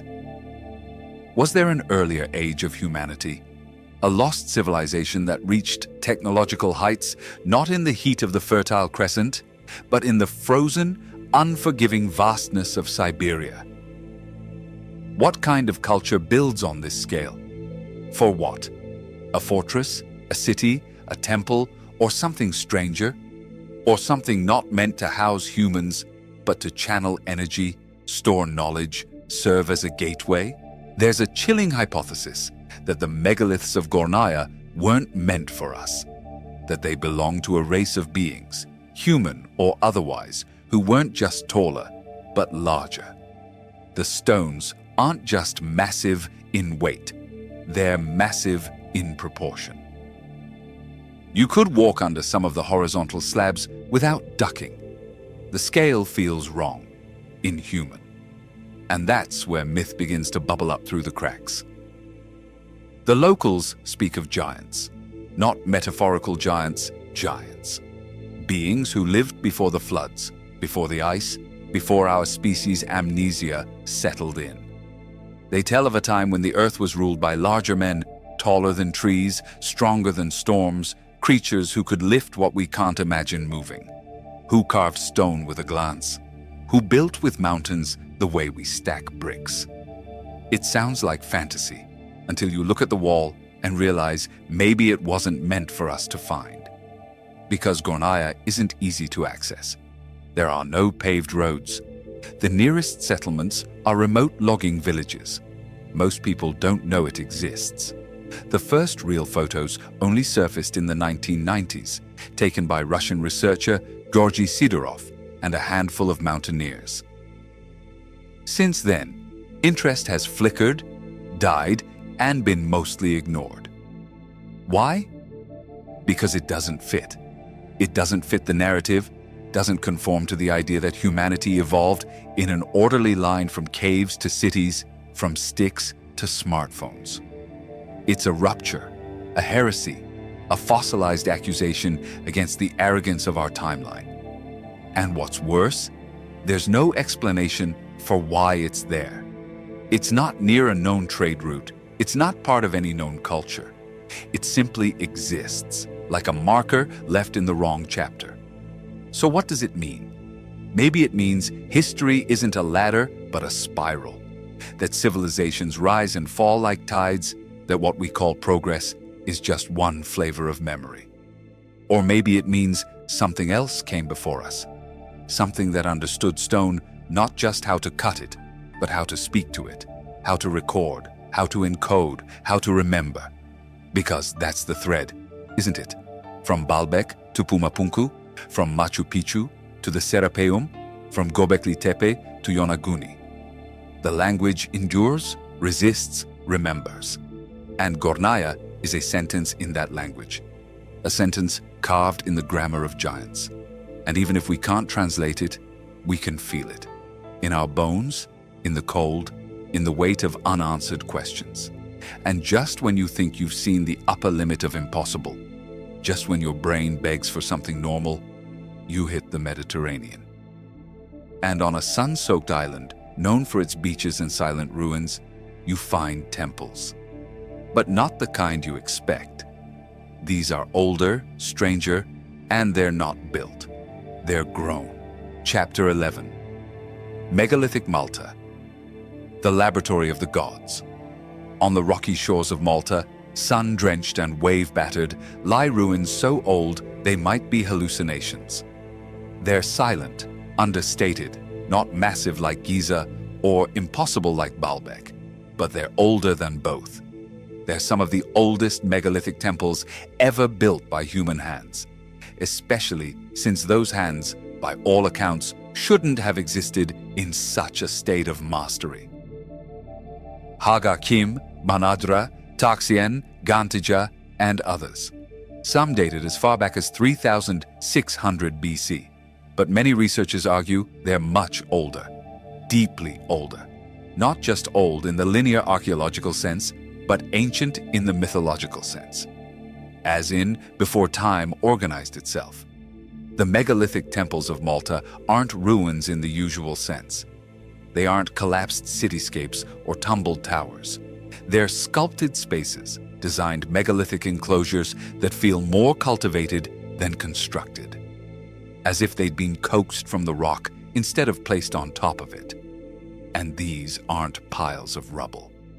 These are sophisticated, freestanding structures, each with multiple apses like petals of a flower branching from a central axis. Think stone labyrinths with carefully aligned corridors, chambered interiors, and altars built into the walls themselves. They're complex, symmetrical, symbolic. Let's talk about size. Some of the stones used in Hagar Chim and Mnadra weigh up to 20 tons. These aren't small rocks. These are mammoth limestone slabs. Some more than 20 feet long, raised, shaped, and grooved into position without cranes, pulleys, or any evidence of advanced tools. Now consider this. There are no forests in Malta. There never were. That means no wooden rollers, no tall trees to make ramps. And yet, someone moved these stones. Someone maneuvered them into place with a precision that would make modern stonemasons sweat. Then there's the craftsmanship. These stones aren't roughly carved. Many are perfectly curved, forming semicircular apses with an almost architectural arrogance. Some walls are decorated with spiral motifs carved directly into the stone. Others feature representations of flora, fauna, and complex symbolic patterns, none of which is random. They echo, they repeat. This isn't decoration, it's a language, but a language we no longer understand. Let's talk alignment. Manajra in particular is aligned to the solar calendar with disturbing precision. Its central doorway frames the rising sun on the spring and autumn equinoxes. On the solstices, light hits stone slabs in precise, pre-planned ways. It's not rough astronomy. It's not close enough. It's designed light play thousands of years before modern telescopes or ephemerides. This suggests not just an understanding of solar cycles, but an intimate relationship with the movement of the heavens. These builders weren't just farmers. They were cosmic architects. And yet, who were they? This is where things get hazy. Because the people who built these temples left nothing else. No written language, no recorded history, no clue as to what they called themselves or what they believed. All we have are their bones, a few clay figurines, and their temples. And their temples are strange. Some of the spaces are too small to be communal. There's not enough room for large gatherings, but too precise, too ritualistically arranged to be personal. There are narrow passages leading to secluded chambers, low doorways, massive stones that seem placed not for structural function, but for symbolic meaning. At Hagar Kim, one of the stones has a hole drilled through it, perfectly circular, the size of a fist. On the solstices, light passes through that hole and lands on a specific altar. Exactly. Every year, without fail. Why? Because these people weren't building shelters. They were building calendars, portals, instruments.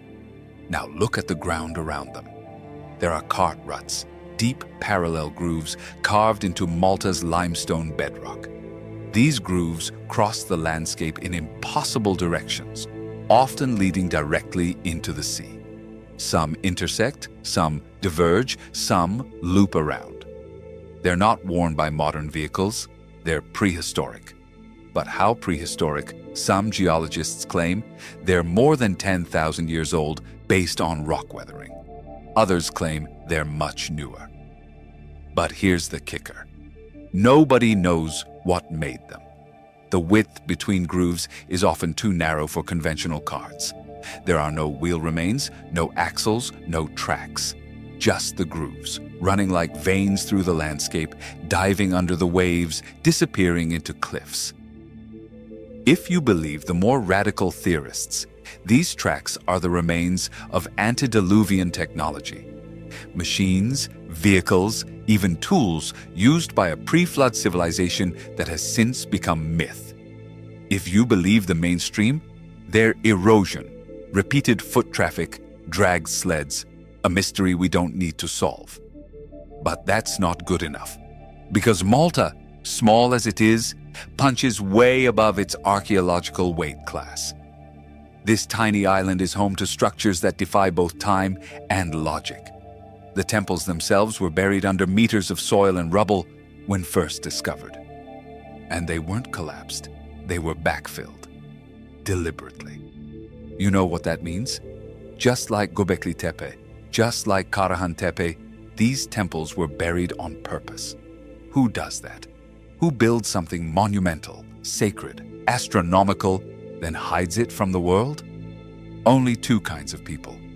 Those who know the end is coming, or those who have already seen it. And then there's the silence. There's no record of these people migrating, no evidence of war, no signs of disease. They didn't vanish in the traditional archaeological sense. They simply stopped building. The culture that created Malta's temples simply ended. Abruptly, cleanly, like a play with the final act torn out. Maybe they died, maybe they left, or maybe, just maybe, their civilization wasn't meant to last. Maybe the temples weren't for the living, maybe they were memory, warning, instruction, and they left the message in the only language they knew would survive: stone. And what a message it is. That civilization isn't linear. that history isn't a straight line, that the ancestors we imagine as barefoot farmers may have had star maps, tools we can't name, and knowledge we've barely begun to rediscover. Malta's temples aren't anomalies. They're part of a pattern of remembrance, interruption, and erasure. And when you follow that pattern across Europe, across ancient Gaul, you start to find stones again. Not walls, not temples, lines. Thousands of them, aligned, standing, silent. Welcome to Karnak. Chapter 12. Karnak, the Army of Stone. The wind blows from the Atlantic, rough and salty, brushing across a sleepy corner of Brittany, France. The land rolls, pastoral hills, wildflower fields, drowsy villages that seem unchanged since the Middle Ages. But walk a little outside town, and you'll find something that doesn't belong. Something that looks as if the gods had spilled their dominoes. Stones. Thousands of them. Stretching across more than 4 kilometers, standing upright in rows. Not scattered, not random. Aligned. This is Karnak. And it's not just one of the largest prehistoric sites in the world, it's one of the most puzzling. We're talking about more than 3,000 individual megaliths. Some more than 20 feet tall. Some no taller than your waist, extending across the French countryside like the fossilized ribs of a forgotten machine. There are alignments, circles, dolmens, tumuli, menhirs. All the ancient vocabulary you've seen in textbooks, but none of the context. Because Karnak isn't a monument, it's a message. One we haven't deciphered. Let's talk numbers.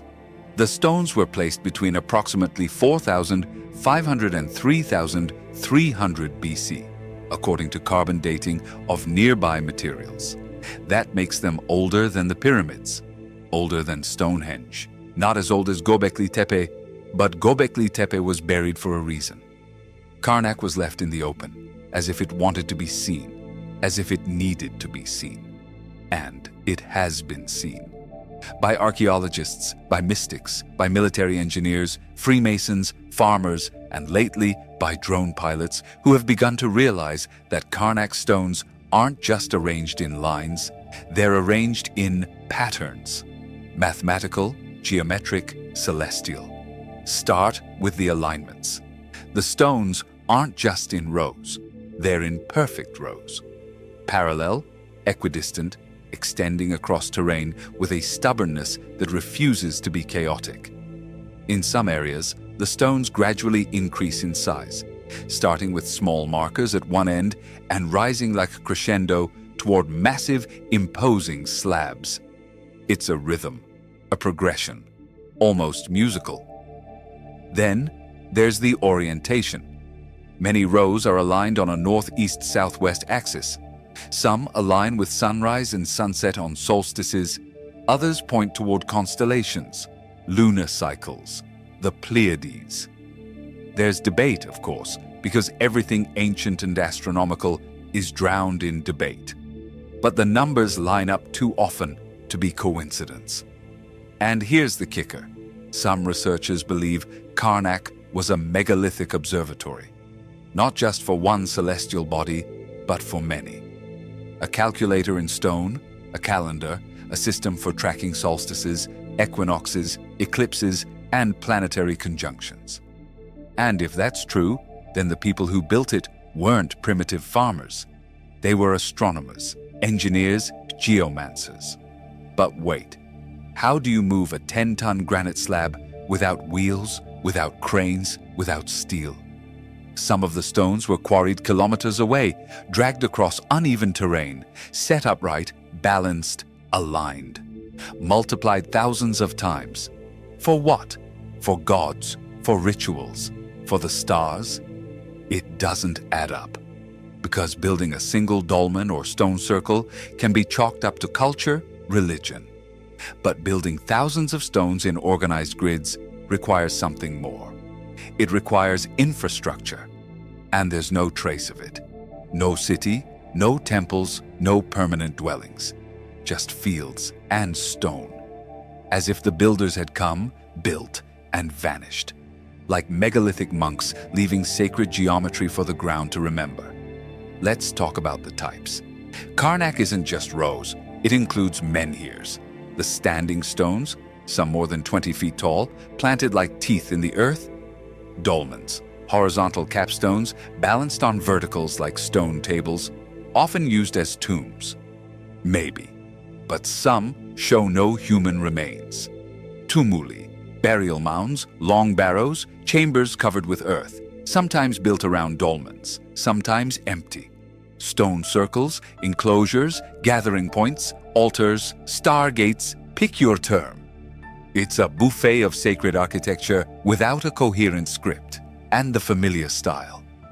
Echoes of other sites, similarities to Stonehenge, to Ireland's megalithic passage tombs, to standing stones in Portugal, even to Korea's dolmens. It's almost as if there had been a shared language, a blueprint, a megalithic tradition that spanned continents and centuries. One that whispered, "This is how you anchor memory to earth." But it doesn't stop at style. Some theorists have proposed that the entire Karnak site resonates with geomagnetic currents, that the placement of stones enhances subtle earth energies, that the builders were mapping ley lines, that Karnak isn't a monument at all, it's a machine, a giant earth-based circuit designed not to worship the stars, but to interact with them. That idea sounds wild until you remember the precision of the alignments, until you factor in the acoustics of the dolmens, the resonant frequencies of stone types, the consistent relationship to cardinal points. Maybe it was a machine, one we no longer know how to turn on. And the people who built it, we don't know. There's no one. There are theories. Pre-Celtic tribes, sea peoples, even survivors of Atlantis. Each hypothesis is either too vague or too bold. What we know for sure is this: the builders left no writing, left no mythology, left no oral traditions, left no names. Just the stones, standing, waiting.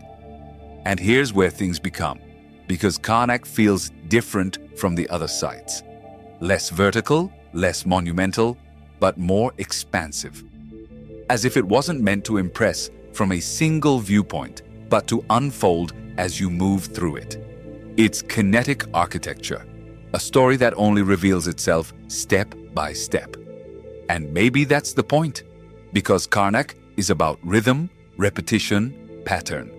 It teaches by walking, by counting, by being there.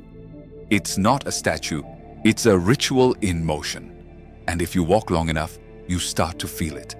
The tempo, the pulse, like a forgotten metronome marking a message in granite. 1, 2, 3, 4. 1, 2, 3, 4.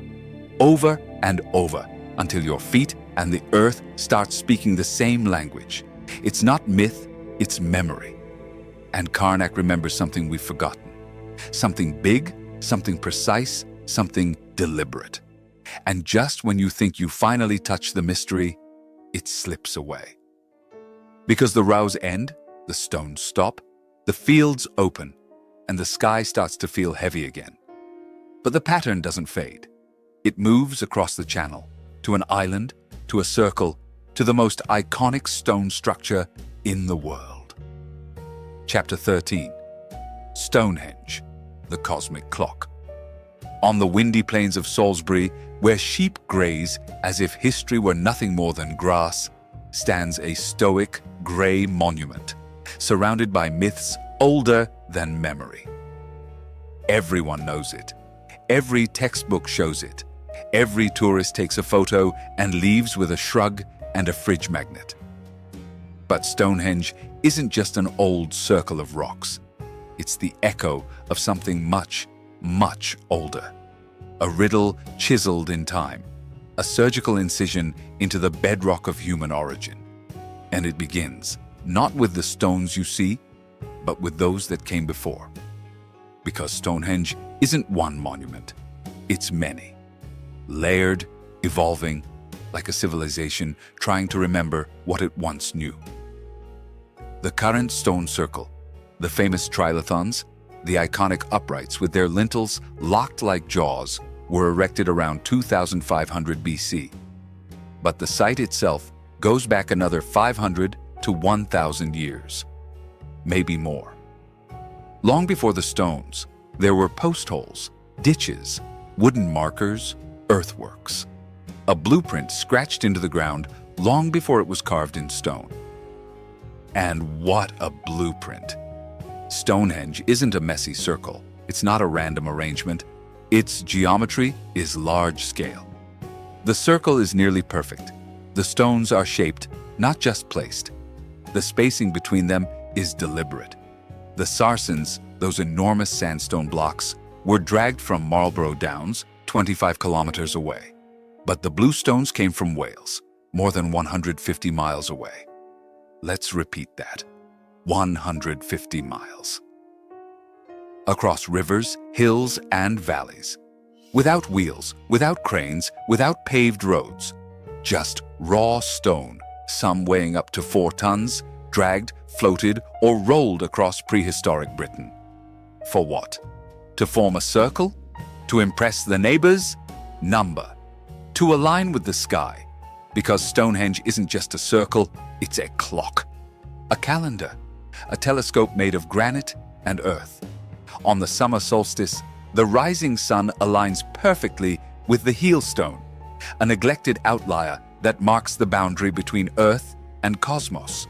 Stand in the center of the circle that morning, and you'll see the sun rise through the precise corridor formed by the tallest stones. That's not guesswork, that's engineering. The builders weren't just stacking rocks, they were measuring time. And not just solar time. Lunar cycles are encoded here too. The positions of certain stones track the moon's 18.6-year cycle. That's the kind of data you only get through long-term observation. Generations of skywatchers recording, predicting, building. But here's the twist. We don't know who they were. The culture that built Stonehenge left no writing, left no names, left no clear myths. All we have are bones, tools, and the stones themselves. And the stones are saying things we're not yet smart enough to decode. Let's talk about the architecture. The trilithons, the iconic pairs of uprights and lintels, aren't just balanced. They're joined. The lintels aren't balanced. They're connected using mortise and tenon joints like oversized Lego. The curvature of the circle is so precise that each lintel is uniquely carved to maintain the arc. This isn't amateur hour. This is stonework at a level we can barely imitate with modern tools. And yet, we're told this was built by Neolithic people with antler picks, wooden sleds, and lots of free time. Sure, and maybe the Mona Lisa was painted with finger paints by a blind man during a blackout. Because the deeper you go into the planning, the harder it becomes to believe this was a first attempt. Stonehenge isn't the work of a civilization learning, it's the work of a civilization remembering. There are more layers. Beyond the circle lie the cursus, a massive linear earthwork more than a mile long, and the avenue, a ceremonial roadway aligned with the solstice sunrise. Then there are the barrows, burial mounds that dot the surrounding countryside. Some contain elite individuals with grave goods from across Europe. This wasn't just a monument. It was a necropolis, a ritual hub, a node in a network. And it might not have stood alone. Archaeologists have found other stone circles across Britain, Ireland, Scotland, Wales. Many of them with similar solar and lunar alignments, similar construction techniques, some even older. Like the Ring of Brodgar, like Avebury. It's almost as if the entire island was once a map, a star chart, a memory palace made of stone. A civilization expressing itself not through empire, but through architecture as language. But what were they saying? That's the part we lost. Some say the circles were built for the dead. Others say they were places of healing. Some whisper of acoustic properties. Stand in the middle, sound behaves strangely. Resonance, vibrations, frequencies we don't fully understand. There's evidence of gatherings, massive feasts, animal bones from every corner of the island. Pottery, tools. People came here from far away, not just to build, but to celebrate, to mourn, to mark time. And maybe more.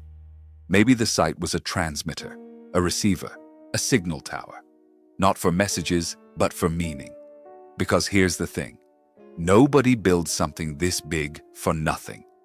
You don't drag stones across entire countries to make a pretty circle. You do it because something demands it. A vision, a voice, a memory. And maybe, just maybe, it wasn't their vision. Maybe the builders of Stonehenge were inheritors, like the Incas with Sacsayhuaman, like the Romans at Baalbek, like the Tiwanaku at Pumapunku. Maybe they found the site, felt the energy, saw the alignments, and built on top of the bones of something older. Because beneath the current stones are older ones. Wooden posts, circular circles, sacred geometry burned into soil. This place has been special for millennia. The circles didn't start the history, they continued it. And then, without warning, they stopped. The culture that created Stonehenge simply stopped building. The knowledge faded, the techniques were lost, the names were erased. All that remains are the stones. Motionless, silent, but their silence isn't ignorance. It's knowing. The kind of knowing that whispers, "You weren't the first." And while you stand in the shadow of this forgotten marvel, in a place where myth and mortar collide, where the ancients defied time itself, a question begins to form in the deepest part of your mind. If this is real, if this existed before everything we think we know about civilization, what else is hiding out there? Because the pattern doesn't stop in Britain. It extends across oceans, across continents, to places where stories were told not in stone, but in water, in drowned cities, in memories that sink deeper than any abyss. Atlantis is calling. And history doesn't begin in a book. It begins with a philosopher and a warning. Chapter 14, Atlantis, the Lost Template. It begins with Plato. Not with stone, not with ruins, not with some sunken city pulled from the sea like a waterlogged conspiracy. Atlantis, the mother of all lost worlds, begins in a library in Athens, in the mind of a man who, by all accounts, had no intention of creating a myth. Plato, the philosopher, the thinker, the guy who gave us the Republic, the allegory of the cave, the forms. He also gave us Atlantis, not as a bedtime story, but as a footnote in his dialogues, Timaeus and Critias, as a warning. According to Plato, Atlantis wasn't a fairy tale. It was history, a story given to him through a chain of transmission. Solon, the Athenian lawgiver, traveled to Egypt 150 years earlier. There he met priests who told him the story of a great civilization that had existed 9,000 years before that moment. A powerful empire that extended beyond the Pillars of Hercules, what we now call the Strait of Gibraltar. A land blessed with resources, technology, knowledge, and arrogance. Atlantis, a continent, a naval power, a utopian machine turned hubris. And then cataclysm. Fire, earthquakes, floods, a single day and night of misfortune, swallowed by the sea. Gone. So what are we looking at here? A parable or a memory? Plato wasn't a fantasy novelist. He wasn't into fiction for fiction's sake. His writings were loaded with allegory, yes, but the tone of his Atlantis account is pointed, specific, geographic.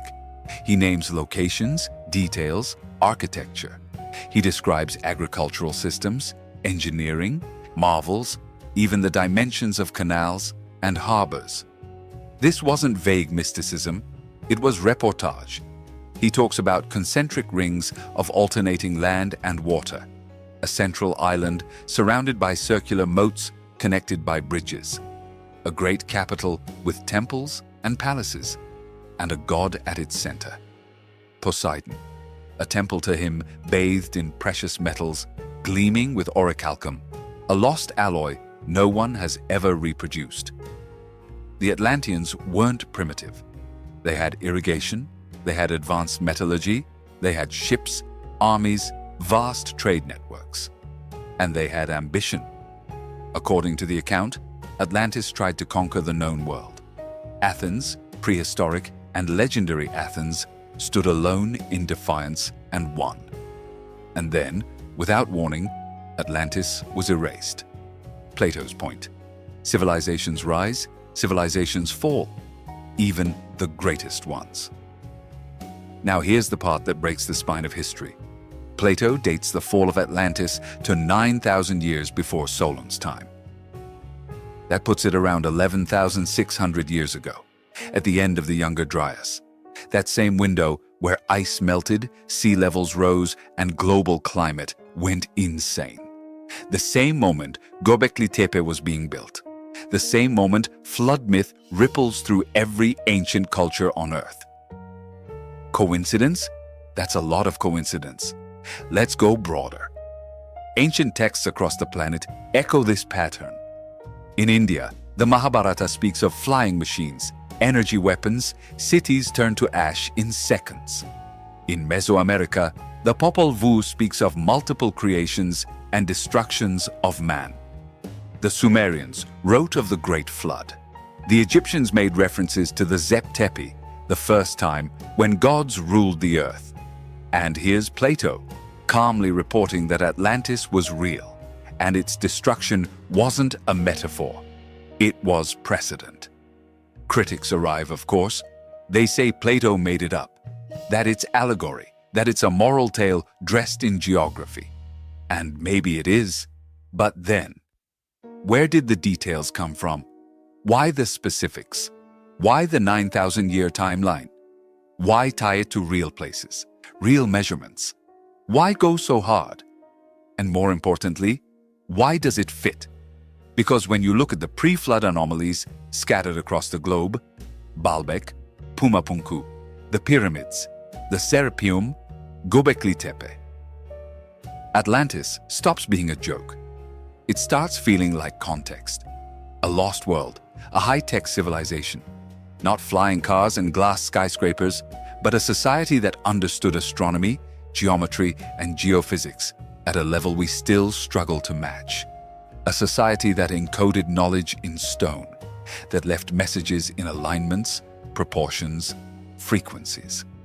A civilization that foresaw its own end. And here's the darkest possibility.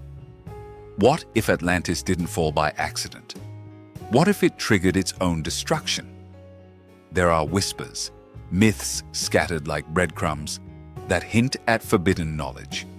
Forces manipulated beyond control, lost energy sources, portals, grid systems.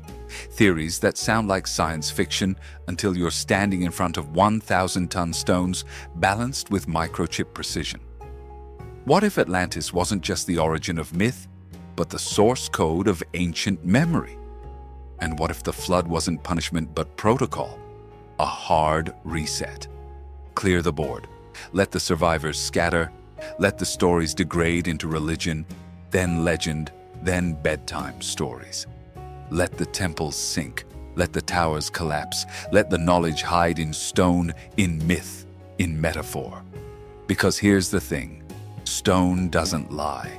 It doesn't exaggerate. It doesn't forget. It just waits. And when the waters recede, when the ice melts, when the species that forgot itself looks back in wonder at the ruins dotting the earth, Atlantis will still be there. Not as a name, but as a question. A pressure in the bones, a knowing behind the eyes that we weren't the first, that we won't be the last. And that somewhere beneath the waves, beneath the myths, beneath the bones of time itself, the answer keeps singing, waiting. And the next verse, it's coming from the east, where another myth, another lost continent, waits in silence. Mu, Lemuria, Call it what you want. The echoes are the same. But before we get there, there's one more stop. A face in the sand, a guardian of the plateau. A witness that's been staring east toward eternity, with watermarks on its sides that whisper of rain that hasn't fallen in 10,000 years. The Sphinx. And it may have all the answers. Chapter 15. The Sphinx, the last witness. It stares silently, monolithic, impassive. The Great Sphinx of Giza isn't just old, it's beyond old. It doesn't try to explain itself anymore. It just sits there, half lion, half man, complete mystery. Carved from the bedrock of the Giza Plateau itself, it doesn't stand on the earth. It is the earth, molded into something impossible. We're told the Sphinx was built around 2500 BC, that it was commissioned by Pharaoh Khafre, that it's just another tomb marker in a necropolis of royal egos. But that story doesn't stick. It doesn't feel right. It doesn't explain the weathering, the erosion, the riddle etched into every grain of its battered sandstone face.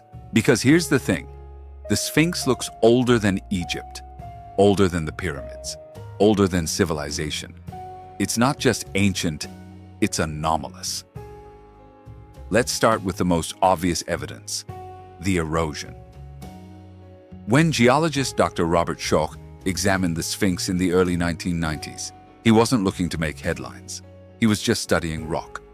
But what he saw left him cold. The body of the Sphinx isn't eroded by wind and sand, the kind of weathering you'd expect in a desert climate. It's eroded by water. Vertical undulations, rounded contours, rain erosion. But Egypt hasn't had significant, sustained rainfall in more than 9,000 years. That pushes the Sphinx's construction back to at least 7,000 BC, maybe even 10,000 BC. And suddenly, we're not talking about dynastic Egypt anymore. We're in the shadow of the Ice Age. We're pre-flood, pre-agriculture, prehistoric. And there's something else strange. The head. The Sphinx's head is disproportionately small compared to the body. It looks wrong, like it doesn't belong, like it was recarved.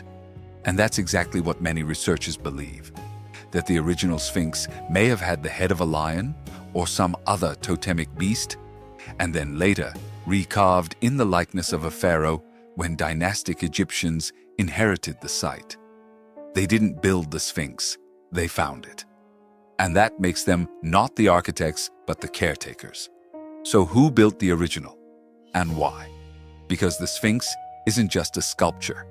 It's aligned, dead on, with true east. It stares directly at the rising sun on the spring equinox. And on the vernal equinox, around 10,500 BC, when the constellation Leo rose with the sun, the Sphinx would have looked directly at its celestial counterpart. Leo, the lion, the age of the lion. Coincidence or signature? Because ancient architecture doesn't do coincidence.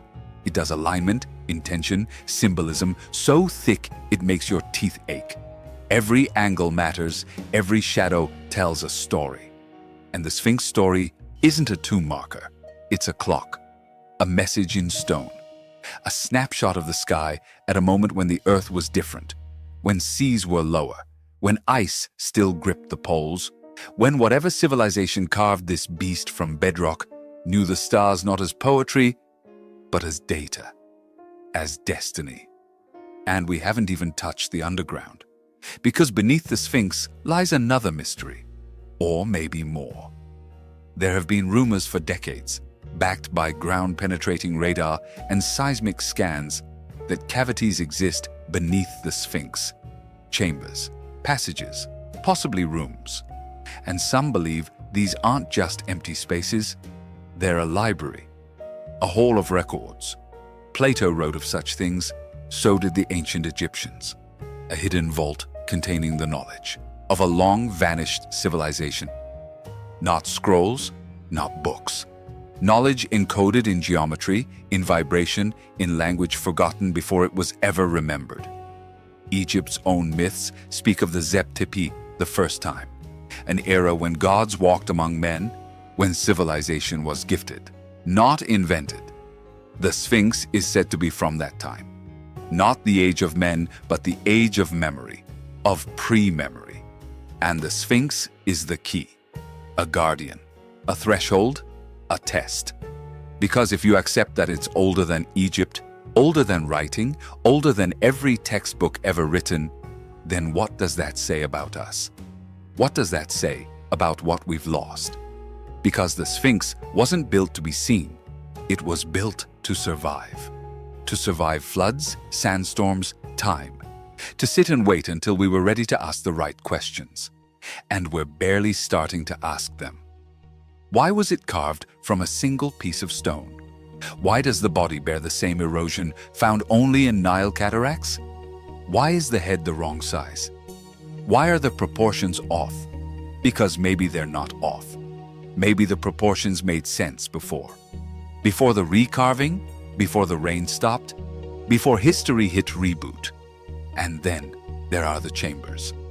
If we ever open them, if we ever read the code etched into the grain of its bones, we might discover that we weren't the first, not the best, not the peak.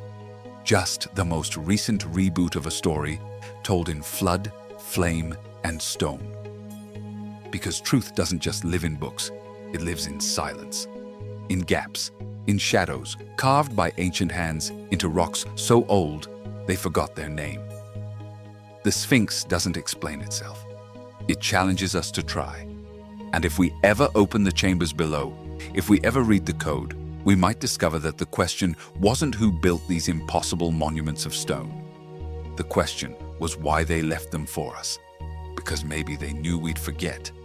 Maybe they knew the next species, the next iteration, the next civilization to rise from the ashes would need reminders. That it would need to know that time isn't linear, that history isn't progress, that we're part of a cycle that's bigger than our lives, older than our myths, deeper than our fears. And when the stars align again, when the oceans rise again, when the next reset comes, maybe we'll leave something too. Something that survives, something that remembers, something that whispers across eons. They were here. They knew. And you are not alone. The Sphinx doesn't answer questions. It preserves them.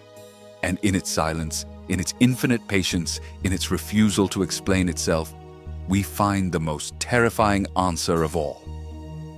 That we've been here before. And we'll be here again. And between these cycles, between these cosmic breaths of civilization and collapse, only stone remembers. Only stone endures.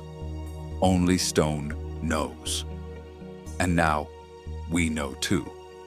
The secret isn't who built these impossible monuments. The secret is that we never left. We just forgot.